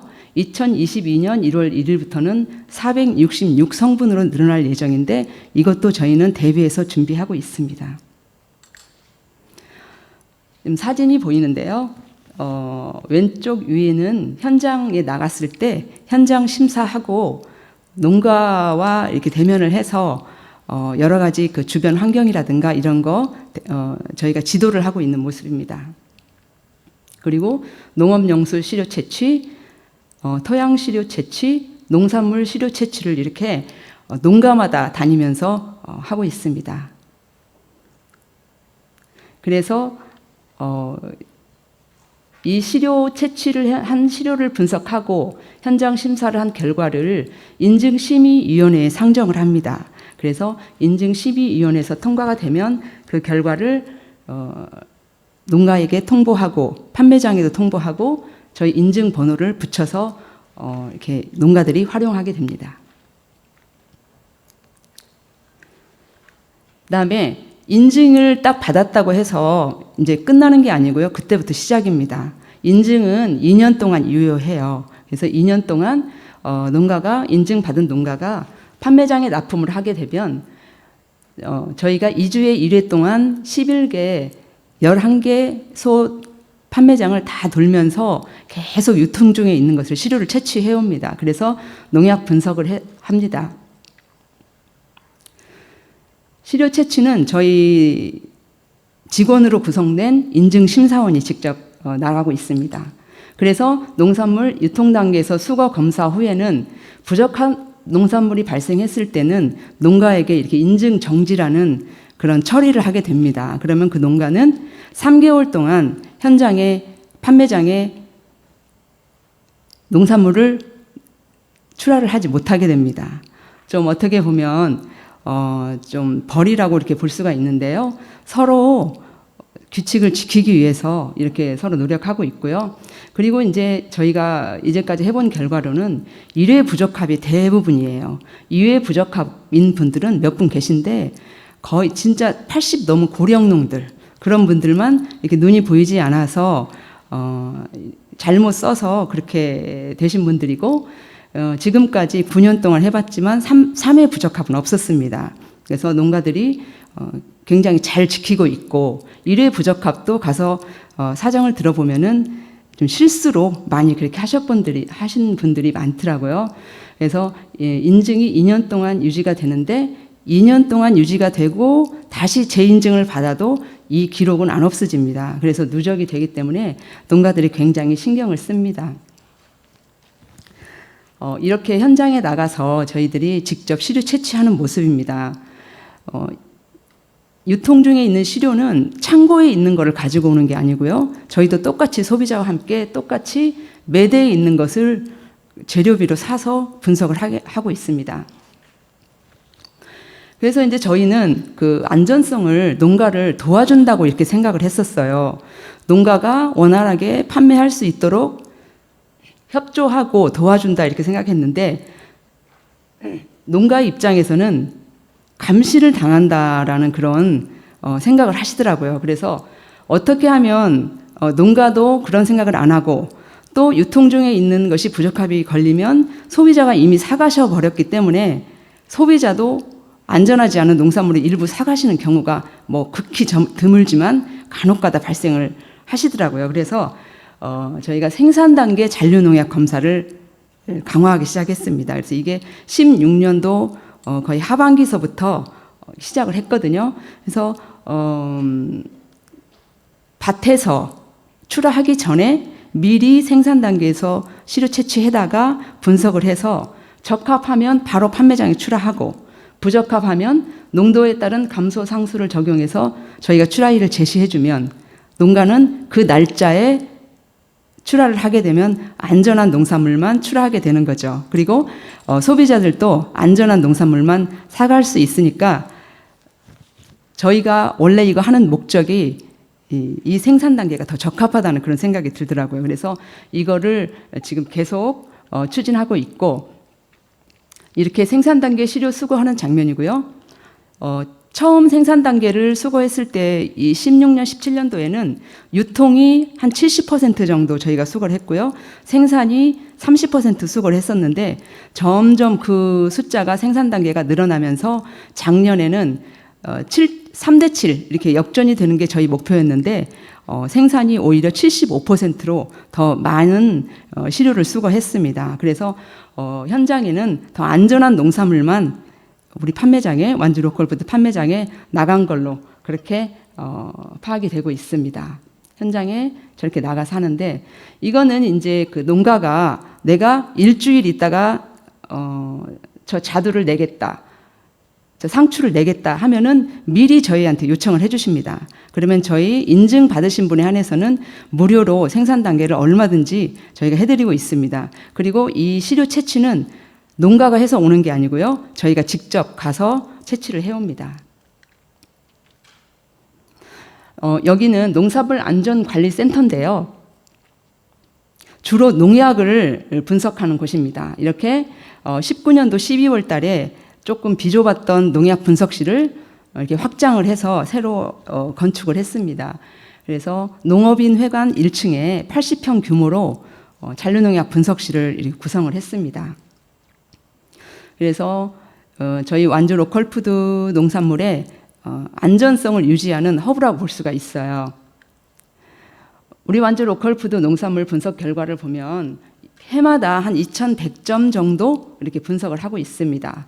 전에도 말씀드렸지만 유통 단계 대 생산 단계 분석 비율이 17년도에는 7대 3이었다가 작년에는 25대 70으로 75로 역전이 되어서 저희들은 생산 단계 농약 검사 강화를 해서 안전한 농산물만 판매장에 출하하는 것을 목표로 하고 있습니다. 그런데 우리가 그 유해 요소라고 식품 유해 요소라고 생각하면 농약뿐만이 아니고 오히려 더 물리적인 유해 요소라든가 생물학적 유해 요소가 더 위험하다고 아까 전 시간에도 말했었고 전전 시간에도 우리 강사님들이 말씀해 주셨는데요. 지금 현재 여러분들이 보신 바와 같이 저희 안전 관리는 어떻게 보면 농약에만 초점이 맞추어져 있었어요. 그래서 현장에 직매장에 저희들이 수거한 농산물인데 물리적인 저런 유해 요소 그리고 저 포도 같은 거 보면 뭐 곰팡이 비슷하게 그렇게 생물학적인 유해 요소 뭐 이렇게 생리 장애 이런 것들이 많이 있었거든요. 그리고 저희 직원들이 저희가 GAP 수준의 안전성을 유지해야 되기 때문에 17년도 18년도에 GAP 관련 교육을 전체가 다 갔다 왔어요. GAP 교육을 가니까 안전은 농약이 다가 아니더라고요. 근데 우리가 왜 이렇게 지금까지 농약만 해왔냐? 소비자들의 농약 구매 시 우려 요인을 보면은 소비자들이 잔류농약을 가장 우려했습니다. 그래서 여기에 포인트를 맞춰서 했었고, 그리고 농약은 저희들이 일을 추진할 때 명확히 나와 있어요. 적합이다, 부적합이다. 뭐 0.05 ppm, 0.1 ppm 이렇게 나와 있기 때문에 저희가 일을 추진하기가 굉장히 맞춰서 하기가 좋았습니다. 그러나 지금 전정 강사님도 말씀하셨지만 병원성 세균이 가장 위험하다라는 그런 인식을 GAP 교육을 통해서 알았습니다. 그리고 식품 사고 발생 원인을 보면은 뭐 98% 이상이 미생물에 의한 그런 식중독이었고요. 선진국의 식품건강 유해 요인별 조사 결과도 보면은 미생물에 의한 식중독이 1위고 저희들이 가장 일을 많이 하고 있는 농약은 5위였습니다. 오히려 음식물 과잉 섭취보다도 더 유해 요인이 더 낮았다는 것이죠.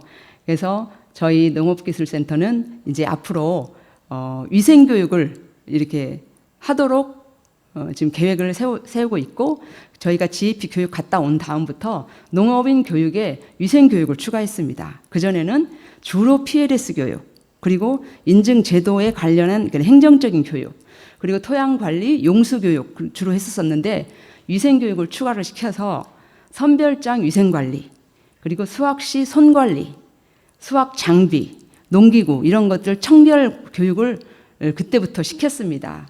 그리고 이제 앞으로는 이런 위생 교육에 조금 더 심도 있게 집중적으로 할 예정이고요. 그리고 이제 우리 소비자 모니터링단 교육이 또 있습니다. 우리 소비자 모니터링단 교육을 할 때 아까도 보셨지만 우리 소비자들은 농약이 제일 무서운 줄 알고 있잖아요. 그래서 이 소비자들한테 교육할 때 농약에 대한 이렇게 교육을 쭉 하니까 거기에 대한 오해를 많이 풀으시더라고요. 그리고 재배 현장 및 농산물 취급할 때도 우리가 이렇게 깨끗하게 하고 있다라는 거. 그리고 우리 완주 로컬푸드는 로컬푸드 투어버스라는 게 있습니다. 요즘에는 코로나19 때문에 지금 중단하고 있는 상태인데요. 1년에 4번씩 투어버스를 운행을 하고 있어요. 그래서 농장을 이렇게 보여주고 같이 식사도 하고 이런 투어버스를 할 때 현장을 또 보여주고 깨끗한 것들을 이렇게 보여주고 있습니다. 그래서 앞으로는 위생교육에 더욱더 철저하게 저희는 기할 계획을 가지고 있고요. 이거는 농업인 소비자 교육 상황이고 GAP 수준인데 우리 완주 로컬푸드가 GAP 수준인데 GAP 인증을 보면은 모든 것들이 앞에서 말씀드렸듯이 미생물에 이렇게 초점이 맞추어져 있어요. 이렇게. 그래서 저희 그 완주 농업기술센터는 농약은 지금하고 똑같이 PLS 위주로 해서 지금 분석 시스템을 계속 똑같이 가동을 시켜서 농약은 그대로 하고 유해 생물 분석을 할 수 있도록 지금 추진 중에 있습니다. 그래서 올해 5월 달에 전문 담당 직원을 채용을 했습니다. 그리고 현재 유해 생물 분석동을 구축 중에 있어요. 10월 말 정도, 11월 초 정도 가면은 완공할 예정이에요. 이렇게 완공을 하면 농산물에 대해서 유해 생물 사전 분석을 해서 모니터링 할 수가 있게 되고요. 뭐 병원성 대장균이라든지 식중독균이라든지 이런 것들을 하고 그 다음에 이제 가공식품에서 그 자가 품질 검사를 의무적으로 해야 되는데 사전 검사를 저희들이 이렇게 실시할 그런 계획도 가지고 있습니다. 근데 이제 아까 우리 그 전전 강사님께서 말씀하셨지만 그 농가원에서도 유해생물 분야를 이제 기준을 이렇게 제시해 줄 수 있는 그런 시스템으로 가려고 하시는 것 같아요. 그거는 이제 저희들이 시군에서 업무를 추진할 때 굉장히 필요한 그런 것들이거든요. 앞으로 많이 기대하고 있겠습니다. 앞으로 이제 우리 완주 푸드플랜은 단지 로컬 푸드에 제한하지 않고 전체 농산물 푸드플랜 안전성 나아갈 방향에 대해서 말씀드리겠습니다. 화학적 요인은 지금처럼 이제 PLS 제도 하고 분석 장비는 지금 이제 다 이렇게 준비가 돼 있고 인력이나 절차 이런 것들도 다 시스템화 돼 있기 때문에 그대로 하고 생물학적 유해 요인 분석을 농약처럼 그렇게 시스템화하기 위해서 노력을 하려고 할 예정입니다. 그리고 그 외에 농가들이 이제 방사선이라든가 일본의 영향을 조금 이렇게 위해적인 요소로 받아들이는 것 같아요. 우리 소비자들이 모니터링단에 가서 이야기를 해보면은 방사선도 걱정이 된다. 그리고 GMO 여기는 안 적혀 있지만 GMO도 걱정이 된다. 그리고 환경 호르몬이나 미세먼지는 어떻게 되는가 그런 것도 얘기를 하시더라고요. 그래서 저희들은 가까운 미래에 이런 것까지 할 수 있도록 지금 노력할 예정이고 우리 소비자들이 마음 놓고 구매할 수 있는 우리 완주군 농산물이 되기 위해서 노력할 예정입니다. 그리고 우리 농업인들은 본인들이 땀 흘린 대가를 받을 수 있고 또 존중받고 그리고 소비자들은 안전한 농산물을 구매해서 건강을 유지하는 게 저희들의 목표입니다. 앞으로 열심히 하겠습니다. 감사합니다. 네, 수고하셨습니다. 네, 저도 완주 로컬푸드 매장을 일주일에 한 번씩 꼭 가는데요. 이세자 팀장님 같이 그 숨어 있는 여러분의 노고로 인해서 제가 그런 신선한 농산물을 사서 먹을 수 있다는 거에 대해서 다시 한번 감사드립니다. 네, 수고하셨습니다. 네, 이제 마지막으로 그 롯데마트에서 근무하고 계신 봉원규 수석 MD님으로부터 유통이 원하는 안전한 지역 농산물이란 어떤 것인가에 대한 말씀을 듣고자 합니다. 롯데마트는 이제 소개드리자면 최근 안전한 농산물을 소비자에게 공급하기 위해서 갭 인증 농산물 확대 취급 등 다양한 노력을 기울이고 있습니다. 2019년, 2020년 GAP 경진대회에서도 금상을 수상한 바 있고요. 롯데마트의 안전농산물 유통 사례를 소개해 주실 봉원규 수석 MD님 강의 부탁드립니다. 안녕하십니까. 유통이 원하는 안전한 지역 농산물 주제를 발표드릴 롯데마트 봉원규입니다.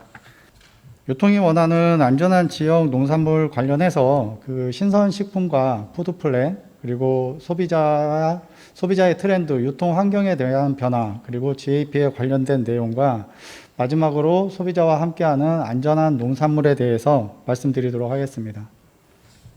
유통이 원하는 안전한 지역 농산물은 일단은 신선식품의 좀 정의를 먼저 말씀을 드리면은 매일매일 새로운 그리고 깨끗하고 정갈한 신선식품은 맛이 있어야 물건이 아닌 상품을 파는 목적으로 영업을 하고 있습니다. 신선식품의 3대 관리 포인트로는 역시 선도, 위생, 맛이라고 생각을 하고 있고요. 이와 연관되게 이제 푸드플랜도 역시 마찬가지로 식품이죠, 식품. 그래서 식품을 앞으로 어떻게 운영을 할 것인가에 대한 내용이 결국은 푸드 플랜하고 이 신선식품이 일치한다고 볼 수 있겠습니다. 지역의 먹거리에 대한 생산과 유통, 소비 등 활동의 선순환 체계를 관리하고 구성원 모두에게 안전한 농산물을 공급하는 게 결과적으로 신선식품 푸드 플랜의 한 가지 목적이라고 볼 수 있겠습니다. 소비의 트렌드가 바뀌고 있습니다. 저출산, 고령화가 되고 있고요. 전염병이 주기적으로 발생을 하다 보니까 여러 가지 안전에 대한 고객의 관심도가 높아질 수밖에 없습니다. 환경의 오염이 심화되고 건강과 안전에 대한 삶에 대한 관심이 증대되다 보니 고객분들은 안전한 먹거리에 대한 선호가 갈수록 높아질 수밖에 없습니다. 그래서 친환경 농산물이라든가 GAP 인증 농산물의 구매력이 갈수록 좀 높아지고 있고요. 소비의 환경도 마찬가지로 많이 변하고 있습니다. 기존에 오프라인 위주의 그 상품 운영이었다면은 이제는 온라인 채널이 확대가 되고 특히나 수도권 위주로 새벽 배송이 신선식품 매출이 좀 가속화되고 있습니다. 가계 구조가 좀 변화가 되고 있는데요. 기존에 4인 가족 위주의 가정이었다면은 이제는 1, 2인 가족으로 이제 가족의 구성비가 확대되다 보니까 밀키트나 배달식품이 많이 좀 확대가 되고 있습니다. 그 코로나 이후 그 전부터도 마찬가지겠지만은 삶의 질이 높아질수록 안전성에 대한 기대 수준은 높아질 수밖에 없고요. 그래서 가치 소비가 증가할 수밖에 없습니다. 유통 환경이 변하고 있습니다. 서두에 말씀드렸듯이 오프라인 기반의 이제 상품 운영에서 이제는 온라인 기반의 상품 운영으로 바뀌고 있는데 우리가 생각하는 기존의 온라인으로 운영하고 있는 온라인을 주로 다루고 있는 20대, 30대 위주의 그 소비자들이 40대, 50대들은 그 온라인 구매가 좀 어려울 거야라고 생각을 하고 있겠지만은 이제 앞서 보시는 지금 자료를 보시면 아시겠지만은 40대, 50대의 온라인 구매 그리고 카드 구매의 율이 상당히 많이 높아지고 있습니다. 결과적으로 그 온라인 쇼핑이 활성화가 되다 보니까 이제 물류의 이동이 급격하게 이제 발전되고 있는데요. 물류가 결과적으로 새벽 배송이라든가 그리고 당일 배송 이런 상품들로 인해서 갈수록 그 물류의 이동이 더 높아질 수밖에 없습니다. 유통이 원하는 안전한 지역 농산물, 저희는 제가 롯데마트 로컬 푸드를 하면서 2016년도에 14년부터 로컬 푸드를 시작을 했는데요. 처음에 우리 농가들을 섭외를 해서 지역의 롯데마트와 지역의 우리 농가를 연결을 할 때는 단순하게 생산자 직거래 기반의 상품 운영을 하려고 노력을 했었습니다. 그러나 이제 그 시장이 변화를 하면서 고객이 가치 있는 상품을 원하는 바를 저희가 그 피부로 좀 느끼고, 그리고 저희도 우리 그 농가들에게 이왕이면은 좀 가치 있는 상품을 좀 팔아야 되지 않겠냐라는 좀 의견을 같이 공감을 하면서 저희도 그 로컬 푸드 역시도 GAP 인증 농산물 위주로 확대 공급하게 되었습니다. 그래서 2016년에 저희가 롯데마트에서 GAP 인증 농산물이 5,200톤 정도가 판매가 됐었는데 2020년에는 15,000톤 정도의 급격한 이제 신장률을 보이고 있습니다.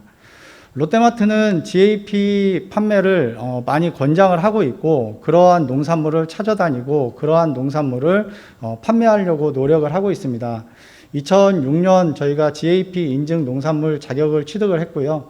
2016년에는 농림부와 농가는 GAP 업무 협의를 했고, 그리고 저희 18년도에는 로컬 푸드를 우리 농가들에게 GAP 전환을 할 수 있도록 저희가 체크리스트를 개발하고 농가분들하고 같이 교육을 병행하고 저희가 농가 현장을 직접 방문을 해서 우리 농가들이 어떠한 환경 조성을 하고 그리고 어떻게 이 작물을 키우는 방법에 대해서 같이 좀 고민을 하고, 그렇게 해서 우리 농가분들이 GAP 인증을 받게 그렇게 좀 진행을 하고 있었습니다. 그래서 2018년도에는 GAP 인증 농산물 저희가 MOU를 체결을 했고요. 롯데마트에서는 신선 품질 혁신센터 GAP 인증 시설을 저희가 받았고요. 2019년도에는 유통사 어떻게 보면 최초인데 로컬푸드 GAP 전용 매장을 확대를 하면서 제5회 GAP 우수 사례 경진대회에서 유통 부분 이제 금상을 수상했습니다. 20년에는 이제 과일 쪽에서 금상을 좀 수상을 했었고요. 제가 그 2014년부터 로컬을 하면서 안전성에 좀 더 주안을 두고 우리 고객분들이 이왕이면 좀 더 안전한 상품을 구매를 할 수 있도록 우리 농가분들에게 자기 이름을 직접적으로 표현을 하면서 좀 팔았으면 좋겠다라는 좀 공감대를 같이 형성을 시켰습니다. 그래서 재배, 수확, 유통 간에 관련된 모든 그 현장 관리를 롯데마트에서 직접 가이드 역할을 좀 진행을 했었고요. 그래서 2018년도에는 LGAP라는 거는 사실 롯데마트 GAP 기준 수립이라고 보시면 될 것 같습니다. 사실 생산자가 그 서류적인 부분은 굉장히 좀 미흡했는데요. 이런 부분을 저희가 좀 도와드리고 그리고 실질적으로 어떻게 하면은 GAP 인증을 받을 수 있는지에 대한 교육을 같이 좀 병행을 했습니다. 그래서 2019년도에는 저희가 직접 현장 실사를 나갔고 이 현장 실사는 저희 단순하게 롯데마트 MD가 나가는 게 아니라 저희 롯데중앙연구소에 위생을 관리하는 또 부서가 있습니다. 그래서 업무 협업을 통해서 실질적으로 현장 교육과 컨설팅을 좀 진행을 했었고요. 2020년에는 GAP 우리 농가들이 좀 자립적으로 운영할 수 있도록 우리 적어도 1년에 한 번 정도는 저희가 연구원 그리고 저희가 품질관리사 그리고 저희 MD가 직접적으로 농가 방문을 해서 우리 농가분들이 자율적으로 안전한 그 농산물 생산을 위해서 그 농가들이 실행할 수 있도록 적극적으로 좀 도움을 줬습니다. 최초에 우리 농가분들 저희가 현장을 나가서 좀 지저분한 예를 들어서 뭐 농약병이라든가 뭐 주변의 환경적인 부분을 얘기를 했을 때 굉장히 내가 왜 농사만 잘 지면 되지 굳이 내가 이런 청소까지 해야 되냐 이런 내용들이 많았었는데 결과적으로 몇 년 정도 흐르고 나서 지금 다시 한번 방문을 하면은 농가의 환경이 굉장히 많이 청결해졌습니다. 그러면 제가 이제 좀 질문을 하게 되면은 이분들이 저한테 하는 얘기가 이전에는 그냥 내가 버리는 게 너무 익숙했는데 이제는 내가 치우는 게 불편해서라도 나는 버리지 않는다. 그래서 주변의 환경 조성을 굉장히 지금 잘 관리하고 있는 우리 로컬 농가를 보면서 이제는 그래도 어느 정도 우리 생산자들도 안전에 대한 그런 기준은 좀 갖고 있구나라는 생각을 하게 됐습니다. 그래서 LGAP는 재배에서부터 상품화, 그래서 결과적으로 매장에서 판매하는 유통까지 저희가 관리를 하고 있습니다. 저도 역시 GAP 인증 교육 저도 좀 받았고요. 꼭 저도 직접 또 우리 농가분들한테 이제 설명도 드리면서 농가하고 직접 1:1 맞춤 교육을 좀 진행을 했습니다. 그래서 롯데마트가 로컬 푸드를 좀 진행을 하면서 우리 고객분들한테 좀 가치 있는 상품을 좀 판매하면 어떻겠냐라는 뜻에서 같이 교육을 좀 참석을 했었고요. 저희가 GAP는 어떤 거라는 그런 교육도 좀 사전에 좀 했었고, 또 새로운 우리 생산자 단체를 만날 때는 안전성에 대한 설명부터 먼저 좀 진행을 해서 우리 농가분들이 자발적으로 나는 이러한 상품을 충분히 상품화할 수 있겠다라고 생각하시는 분들은 저희 롯데마트 로컬푸드에 참여할 수 있도록 좀 독려를 했습니다. 그리고 롯데중앙연구소 협업해서 농가 직접 방문을 하고 시료 수거하고 또 저희가 좀 농가분들이 부족한 부분에 대해서는 컨설팅까지 같이 겸해서 농가분들이 편하게 GAP 인증에 대해서 농가분들이 이제 편하게 받을 수 있도록 저희들이 적극적으로 교육을 좀 진행을 했습니다.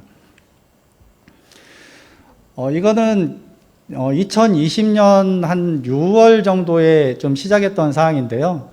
저희 롯데마트에는 GAP 전용 로컬 매장이 있습니다. 근데 실질적으로 생산자 기반의 상품 운영을 하고 있긴 하지만은 안전에 대한 부분을 고객분들한테 조금이나 좀 더 표현을 하고자 QR코드라는 상품 표기를 좀 도입을 했습니다. 그래서 기존에는 저희가 매장에 상품을 진열하는 옆면에 저희가 쇼카드라고 하는데요. QR코드를 저희가 그쪽 화면에다가 생산자 하단부에 QR코드를 좀 사진을 찍어 놓고 고객분들이 핸드폰으로 자연스럽게 좀 QR코드를 찍어서 구매하는 상품이 어떤 상품입니다. 어디에서 나오는 어떠한 상품이고 어떠한 안전한 인증을 받았다라는 내용을 그동안은 저희가 쇼카드로 운영을 했었는데 단계적으로 좀 발전적으로 좀 나가고자 상품을 직접적으로 고객이 구매할 때 라벨지라는 게 있습니다. 그래서 우리 생산자들, 우리 고객분들이 상품을 구매를 하는데 이전에는 그냥 상추가 아니라 어느 누구의 상추를 구매할 수 있도록 예를 들어서 그 용인에 이제 봉원규라는 농부가 생산하는 상추입니다라는 거를 직접 그 생산자를 표현을 해주고 그 생산자의 이력 바로 옆에 QR코드를 넣어서 고객분들이 핸드폰으로 간단하게 사진만 찍으면은 우수 관리 인증 내역이라는 저희 그 GAP 인증 표기에 대한 내용이 자동적으로 화면에 띄우게 돼 있도록 그렇게 설명을 화면을 나올 수 있도록 QR코드를 저희가 만들었습니다. 그래서 저희 매장에는 이렇게 출장형 매장도 예전에 한번 있었고요. 그리고 매장에 보면은 어느 지역 농산물이고 GAP 로컬푸드 매장이라는 그런 사인물까지 같이 운영을 하고 있습니다. 그래서 GAP 관련된 내용을 보면은 롯데마트는 매장이 곧 산지다. 롯데마트 GAP 로컬푸드 전용 매장 이제 확대를 하고 있고, 그리고 MOU 체결한 내용, 각종 MOU GAP 관련된 내용을 저희가 좀 계속해서 홍보를 하고 있습니다. 마지막으로 소비자와 함께하는 안전한 농산물이라는 거는 사실은 이제 생산자는 결국은 이제 농부입니다. 농부인데 우리가 그냥 자주 듣는 얘기를 보면은 농작물은 농부의 발소리를 듣고 자란다고 하는데 이 농부를 그냥 농부라고 생각하지 않고 이 농부는 브랜드라고 좀 생각을 했으면 좋겠다라고 저는 생각을 하고 있습니다. 그래서 농부의 브랜드 파워를 좀 앞세워서 이름 있는, 얼굴 있는, 좀 가치 있는 상품들을 좀 판매하면은 좋겠다라고 생각을 하고 있고요. 저희 롯데마트에서는 조영준 농부의 모듬쌈, 차영성 농부의 일산열무, 이런 농부 시리즈 상품들이 계속해서 지금 나가고 있습니다. 그러면은 농부가 자기 얼굴, 자기 이름을 가지고 생산을 하고 판매를 하는데 소비자는 결과적으로 어떠한 상품을 구매를 해야 되느냐. 결국은 소비자는 현명한 소비를 할 거라고 저희는 생각을 하고 있고요. 그 현명한 소비는 결국은 가치 있는 상품이라고 생각이 됩니다. 이 가치 있는 상품은 결과적으로 안전성을 기반으로 해서 우리 생산자가 어떠한 상품을 구매를 했을 때 안전을 담보할 수 있는 상품으로 구매를 할 수 있도록 저희 유통에서는 인증 기반의 상품 위주로 상품을 운영을 하고 있습니다. 그래서 유통은 결국은 안전에 기반된 트렌드 있는 상품으로 운영을 할 거고요. 그 트렌드 있는 상품은 결국은 인증 상품이 될 거고, 그 인증 상품은 저희 MD 입장에서는 특화산지 그리고 이름 있는, 얼굴이 있는 안전한 농산물 구매를 적극적으로 확대를 할 예정입니다. 결과적으로 우리 농부들은 가치 있는 상품을 구매를 해야 될 거고요. 생산자는 소비자는 가치 있는 상품을 구매를 해야 된다라고 생각을 합니다. 그래서 우리 유통은 이러한 트렌드를 반영해서 안전한 농산물 위주로 저희가 상품 구성을 해서 앞으로 롯데마트 그리고 롯데마트는 항상 안전한 농산물, 안전한 신선식품을 판매한다는 믿음을 가질 수 있도록 노력하도록 하겠습니다. 감사합니다. 네, 소중한 정보 감사드립니다. 현장에서 참고가 될 만한 많은 것들을 말씀을 해주셨습니다. 지금 온라인상으로 20분 이내에 압축된 내용을 전달을 하다 보니 많은 아쉬움이 있는데요. 시청자분들께서는 오늘 내용을 들으시고 궁금한 사항은 언제든지 저희 쪽으로 문의를 주시고, 지금 게시판에 계속 오늘 발표 자료를 전달을 해달라는 요청을 많이 하고 계십니다. 이메일 주소 올려주시면 그쪽으로 저희가 전달해 드리도록 하겠습니다. 지금 5분의 발표자께서 정책과 연구, 현장의 눈으로 앞으로의 농산물 안전에 대한 내용을 짧은 시간에 발표를 해주셨고요. 준비해 주신 노고에 다시 한번 감사드립니다. 지금부터는 발표하신 내용을 중심으로 해서 종합 토론 시간을 갖도록 하겠습니다. 잠시 한 2, 3분 후에 바로 시작하도록 하겠습니다.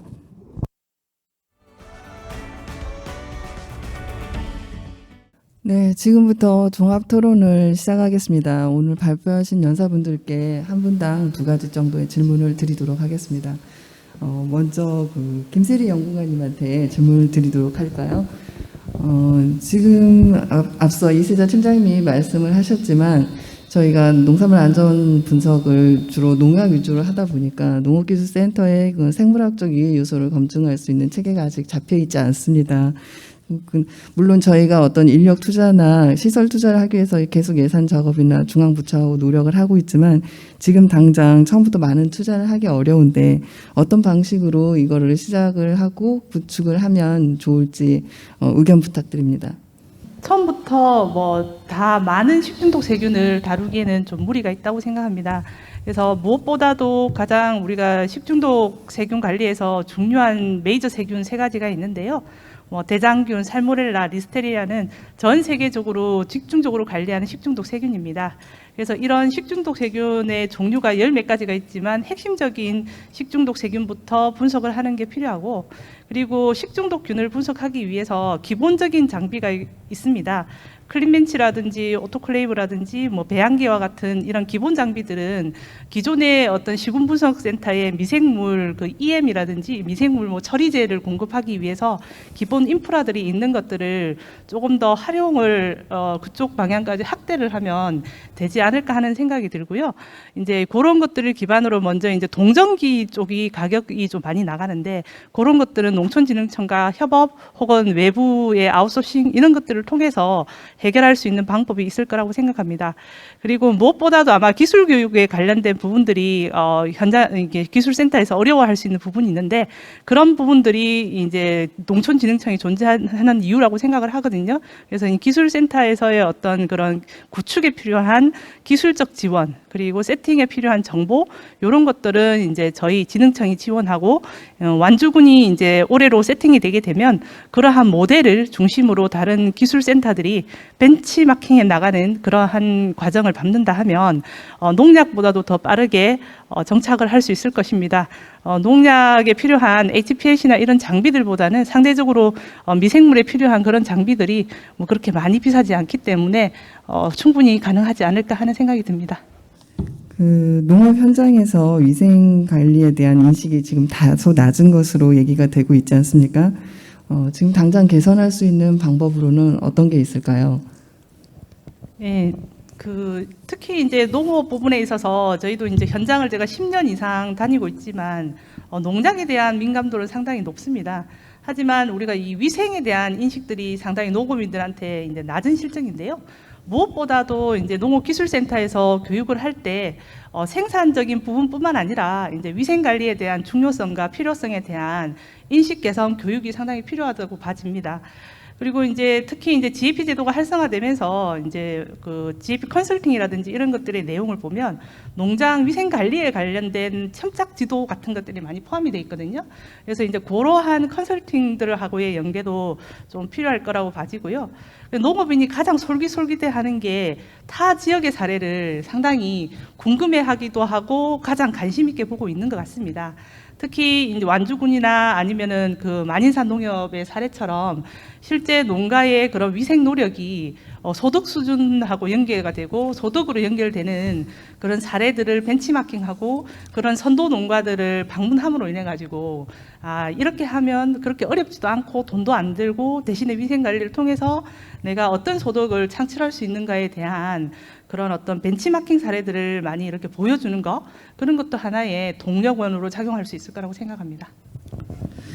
네, 말씀 감사합니다. 예, 식중독 메이저 세균을 분석하는 데 우선적으로 필요하고 기본적 장비는 농약 분석 장비에 비해서 경비적으로 저렴하기 때문에 갖추기 어렵지 않다는 말씀이셨습니다. 기술교육 또한 저희 농촌진흥청에서 이론적인 자료나 교재들을 통해서 많은 자료를 제공을 한다면 센터에서 이런 것을 추진하기에도 크게 어렵지 않다고 생각이 드네요. 그리고 인식 개선에 있어서도 농업기술센터에서 이런 것들을 병행해 나간다면 차후에 이런 위생 관리에 대한 농가들의 인식이 차츰 좋아지지 않을까 생각이 듭니다. 농가들은 또 자기하고 비슷한 사례에서 배우는 걸 굉장히 감명 깊게 듣고 그거에 대한 실천이 매우 높은데요. 이런 거에 대한 중요성도 다시 한번 강조해 주셨습니다. 네, 그다음 이제 윤요한 교수님께 질문을 드릴 건데요. 발표하신 오늘 기술들, 이론적인 기술들 중에서 지금 당장 현장에서 쉽게 활용할 수 있고 만약에 이게 상용화가 돼서 그 현장에 보급이 된다면 가장 현실적인 기술은 뭐가 있을까요? 다시 한번 설명 부탁드립니다. 그 검출 방법 중에서는 현재도 많이 쓰고 있는 것들은 이제 PCR법이나 이제 램프 방법 등 같은 걸 많이 사용하고 있습니다. 하지만 앞에서 말씀드렸던 것처럼 이제 전처리 방법은 이러한 방법들에서 필요하기 때문에 좀 전처리 방법에 있어서 시간을 단축할 수 있는 연구들이 필요하고 또 현재까지 이루어진 그 결과들을 이것과 조합한다면 좀 더 빠르게 현장에서 적용할 수 있을 것으로 생각이 됩니다. 감사합니다. 저희가 뭐 시간을 단축할 수 있는 현장에서 빠른 그 검출 방법으로 대장균군 검출기 같은 것도 시범 사업을 하고 있고 하는데 아직까지 농가들이 그런 걸 사용하는 거에 있어서 약간 우려도 있고 해서 적응이 참 힘들구나 하는 생각들이 많이 듭니다. 어쨌든 이런 연구들을 바탕으로 차츰 시간이 지나면 그런 쪽에서는 많이 개선이 될 걸로 생각을 하고요. 그다음에 세 번째 이세자 팀장님께 질문을 드릴게요. 지금 현재 완주군 농업기술센터에서 그 농산물 위생관리에 대해서 선도적으로 해 나가고 계시잖아요. 혹시 다른 시군에 이런 것들을 진행하는 데 있어서 참고적으로 해주실 말씀 같은 게 있다면 부탁드립니다. 농약을 먼저 다 구축을 하고 위생 쪽은 세균이나 이쪽은 하려고 지금 다른 시군도 계획을 하고 계신 시군을 제가 몇 군데 알고 있거든요. 근데 일단은 농약을 하시면서 이론적인, 그러니까 아까 발표 자료도 있었지만은 농가에서 쉽게 실천할 수 있는 위생 교육이 있어요. 뭐 저기 수확할 때 손을 깨끗이 청결하게 한다든가 아니면은 작업장을 깨끗하게 청소한다든가 이러한 그런 쉽게 할 수 있는 것들이 있거든요. 그런 것들을 농약을 하면서 교육을 통해서 그런 것들은 실천할 수 있다고 생각합니다. 물론 이제 세균을 분석하고 이런 것들을 직접 하면은 빨리 하면 좋겠지만 일단은 그것은 이제 예산을 세우고 또 기기를 구입하고 해야 되기 때문에 일단 농가에서 그렇게 몸으로 실천할 수 있는 것을 교육을 통해서 먼저 해주면 좋겠다 이런 생각이 듭니다.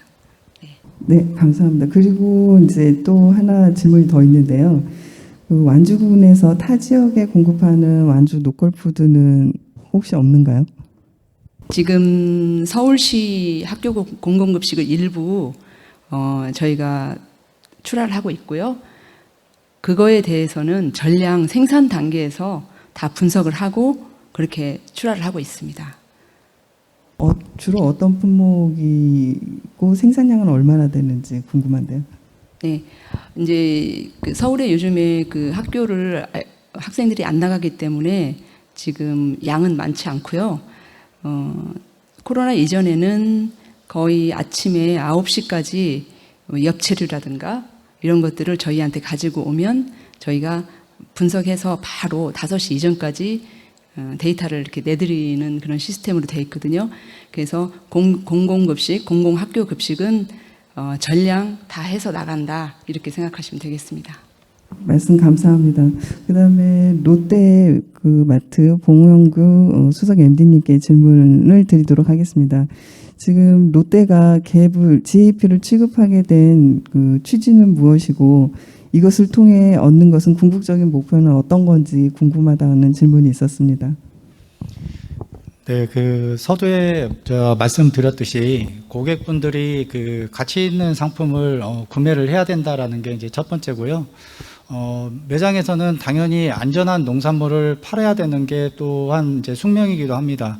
그래서 롯데마트에서는 상품이 입고되면은 잔류농약 속성 검사를 해서 저희가 그 물류센터에서 1차 검품을 하는데, 사실은 그 새벽에 물류 검품을 하고 이 속성 검사에 잔류 농약이 나오기 전 단계에 이미 물류가 매장으로 출발을 합니다.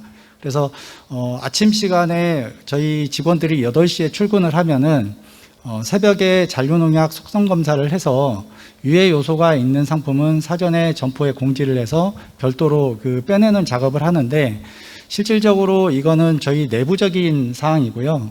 외부적인 사항으로 봤을 때 국가에서 인증하는 농산물을 우리가 취급을 해서 이런 상품들을 좀 더 확대를 하면은 고객분들은 당연히 롯데마트는 안전한 농산물을 판매를 하고 있구나. 그래서 나는 믿고 구매할 수 있는 매장을 좀 방문을 해야 되겠다는 그런 좀 인식을 심어주기 위한 일환이라고 생각할 수 있습니다. 그리고 또 하나 있는데요. 그 현재 유통 바이어로서 농업 현장에 바라는 것은 어떤 것이 있는지 잠시 소개해 드릴 수 있을까요? 제가 강의 중에도 말씀드렸었는데요. 처음에 저희가 농가분들을 섭외를 할 때 지역 롯데마트에 상품 운영을 하는데, 일단은 안전한 상품, 신선한 상품을 먼저 공급을 해 주십사라고 부탁을 하는데, 사실은 농가 현장을 방문하다 보면은 주변에 위해적인 요소가 상당히 많습니다. 정리정돈을 안 했다든가, 저는 농약이라는 단어를 좀 별로 안 좋아하는데, 실질적으로 농사를 짓기 위한 약재인데 그 외부적인 요인으로 인해서 농약이라는 안 좋은 인식이 좀 퍼져서 저는 농가분들한테 가급적이면 작물보호제라는 표현을 좀 많이 쓰긴 하는데요. 이러한 통들이 뭐 주변에 널브러져 있고 그러다 보니까 실질적으로 주변에 환경이 안 좋은데 어떻게 좀 좋은 안 좋은 환경에서 좋은 상품을 만들 수 있겠냐라는 게 제가 일관적으로 좀 말씀드리는 거여서, 그래서 환경 정리를 좀 요청을 했었는데, 농가분들은 사실은 그 GAP 농산물, 인증 농산물에 대해서 어느 정도 인지는 같이 하는데, 실질적으로 로컬 푸드라든가 농협이라든가 이런 데에서는 실시간으로 속성 검사를 해서 우리 안전한 농산물 공급하려고 노력을 하고 있지만은, 그렇지 않은 일반 관행 농가의 사례를 보면은 내가 이 상품이 안전하게 농사를 짓고 있지만은 서류적인 부분을 확인을 하기 위해서 잔류농약 속성 검사, 잔류농약 요청을 하게 되면은 사실 개인이 내는 비용이 상당히 많습니다. 그래서 이런 개인이 내는 비용을 좀 최소화할 수 있는, 그래서 우리 농가분들이 내 농작물이 얼마나 안전한지를 적은 비용으로 실시간으로 좀 자주 확인할 수 있는 그런 좀 예산이 좀 나왔으면 좋겠다라는 그런 농가분들 의견이 좀 많이 있습니다. 네, MD님의 말씀을 듣고 있으니까 이거는 단순히 뭐 유통업체가 이익 추구만을 위해서 노력하는 게 아니고 농가와의 상생을 위해서 많이 노력을 하고 있다는 점이 눈에 띄고 그런 점이 마음에 와닿는데요. 결국에는 이런 유통이 선도하는 갭이 정착이 된다면 농가들도 많이 이거에 동조하리라고 봅니다. 그리고 지금 플로어에서도 질문이 있다고 하는데요. 손을 들어주시면 네네네. 과장님, 전익성 과장님 질문 받겠습니다. 순서상으로 제가 먼저 말씀드리면 될 것 같습니다. 일단 LED는 UV 같이 이제 그런 파장을 이용하는 것이고요. 그 다음에 LED도 이제 파장에 따라 이제 빛의 색깔이 다르고 또 그 파장에 따라 또 효과도 다르게 나타나는 특징이 있습니다. 비열 처리이기 때문에 뭐 특히 농산물에 적용하는 것은 적합하다라고 이제 판단을 할 수가 있는데, 그러면 이 효과가 있다라고 판단이 됐지만 그럼 왜 이게 지금 현재 실질적으로 얼마만큼 적용이 되고 있느냐를 고려해 볼 때 먼저 그거를 말씀을 드리기 전에 우리가 먼저 선제적으로 생각을 해봐야 되는 게, 그렇다면 이 기술 말고 농산물에게 어떤 품질적인 영향을 주지 않으면서 미생물을 저감화시킬 수 있는 기술들이 현재 적용이 되고 있느냐를 먼저 생각해 봐야 될 것 같습니다. 전체적인 기술이. 그럼 그걸 살펴봤을 때는 다른 가공식품이라든지 다른 분야에 비해서 그렇지 않다라고 이제 말씀을 드릴 수 있고요. 실제 그러면은 왜 이게 또 많이 적용이 안 되고 있는지에 대한 걸로 생각을 해보면, 일단 뭐 의무 조항이 아니기도 하지만 실질적으로 농산물에서 생물학적 위해에 대한 것들이 많이 알려져 있지 않기 때문에, 우리는 계속 주장하고 있지만 피부로 느끼지 못하기 때문에 거기에 대한 적용에 대한 현실적인 지각이 잘 안 되고 있다라고 말씀을 드릴 수 있고, 또 그거에 대한 원인이 또 왜 그러냐 하면, 농산물은 사실 아까 이제 팀장님께서 그 작물 보호제라는 말씀을 쓰셨는데, 그 작물 보호제, 즉 농약에 대한 관심이 상당히 컸었죠. 그러니까 거기에 대한 관심이 많다 보니까 실제 이 생물학적 위해 요소에 대해서는 그거에 비해서 많은 관심을 받지 못했다라는 생각이 드는데, 저는 또 미생물을 전공하는 사람으로서 농약에 대해서는 많이 알지는 못하지만 농산물에 있어서 미생물학적인 위해 관리하는 것도 상당히 중요하다고 생각을 합니다. 따라서 이러한 것들을 종합적으로 고려해 봤을 때 우리가 생각하는 만큼 이게 현장에 보급이 되고 있지는 않지만 이 보급에 대한 것은 필요하다라고 생각을 합니다. 그 LED에 대한 효과에 대해서도 여쭤보셨는데. 네, 답변 드렸습니다. 효과 있다. 네. 효과 있다고. 네. 예, 그 다음에 두 번째, 팀장님. 네. 처음에는 그렇게 많은 호응이 없었습니다. 그런데 1개 매장에서 11개 매장으로 늘어난 거를 보면은 굉장히 인기가 있고 잘 팔리기 때문에 농가들은 본인이 생산한 농산물을 팔아야 되기 때문에 판매가 잘 되는 곳으로 모이게 돼 있습니다. 그래서 현재는 한 10%에서 15%, 우리 완주군 전체 농가 비율 한 10%에서 15% 정도 왔다 갔다 하게 인증을 받고 있고요. 이 인증을 받은 농가는 물론 다른 데도 본인의 인증 마크를 붙여서 나갈 수는 있지만, 목표는 우리 완주 로컬푸드 우리 완주 로컬푸드 판매장에 내는데 그 목표를 가지고 있습니다. 그래서 인증받은 농가는 로컬푸드 매장에 내는 것이고, 호응은 굉장히 좋고요. 늘어나는 걸 보면. 그리고 높은 가격을 받는지 이렇게 물어보셨는데요. 저희는 높고 낮은 가격보다는 연중 균일한 가격으로 농가들이 소득을 올리고 있다, 이렇게 말씀을 드리고 싶습니다.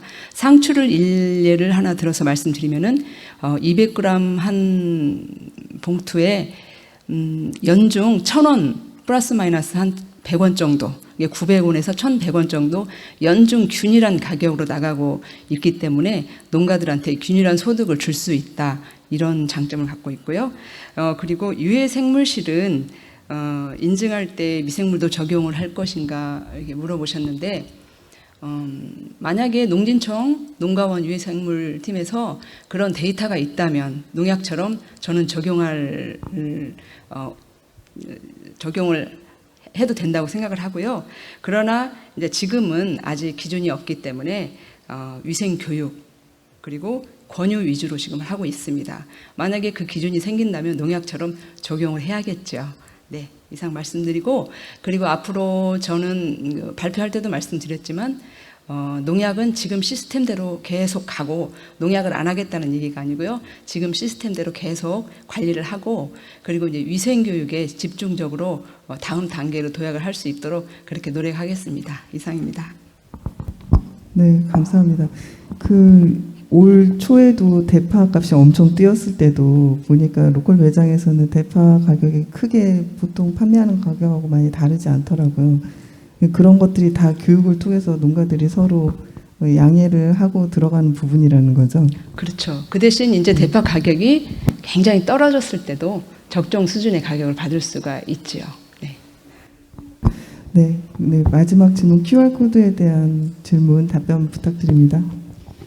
네, 그 QR코드 활용한 생산자 정보 제공 관련해서 질문 주셨는데요. 사실 이 QR코드는 저희 롯데마트에서 자체적으로 만든 게 아니고요. 우리 농가분들이 GAP 인증을 받게 되면은 국립농산물품질관리원에서 자동적으로 QR코드를 발행하게 되어 있습니다.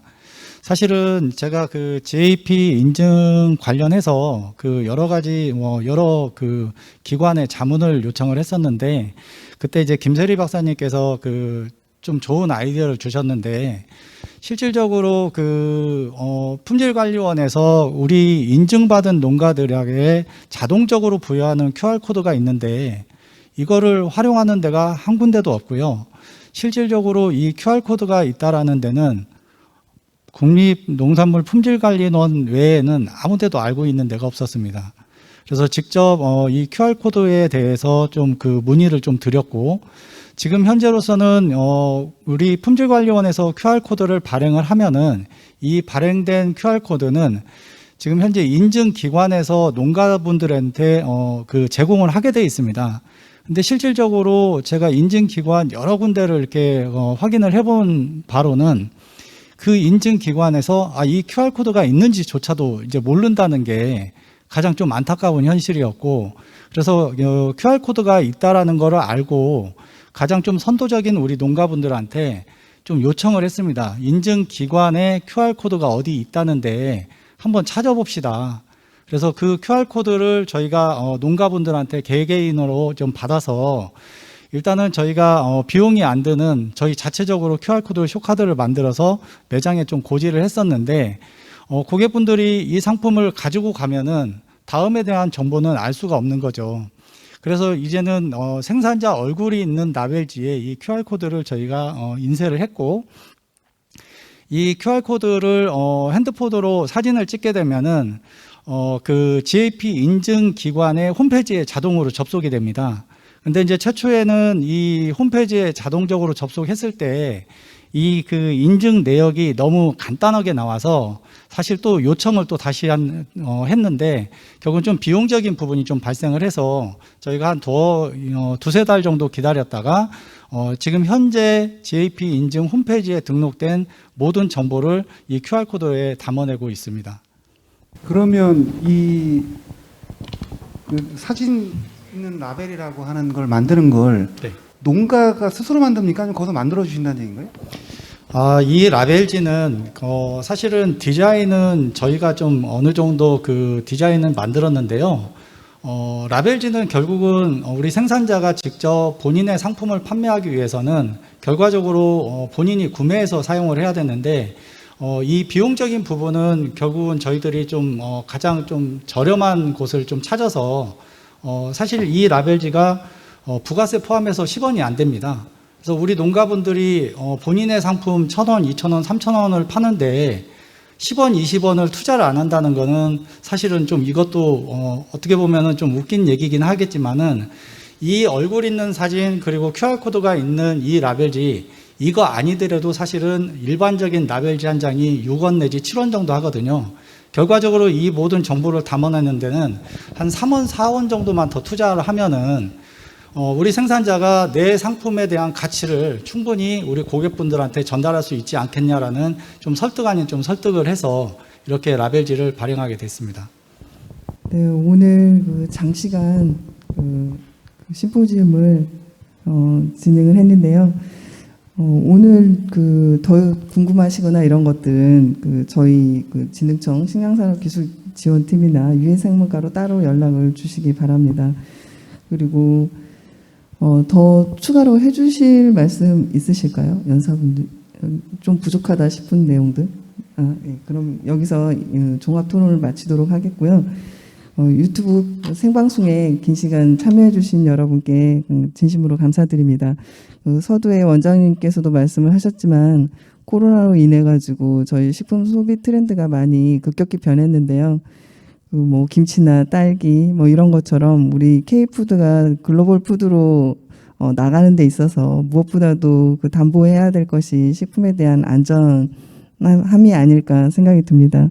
이런 저희 진흥청이나 그 학계에서나 또 현장에서 많은 노력을 기울이고 있으니까 여러분들도 현장에서 같이 협조해 주시기 부탁드리고요. 오늘의 심포지움은 여기서 이만 마치도록 하겠습니다. 네, 수고해 주신 분들께 감사 말씀드립니다. 네, 고맙습니다.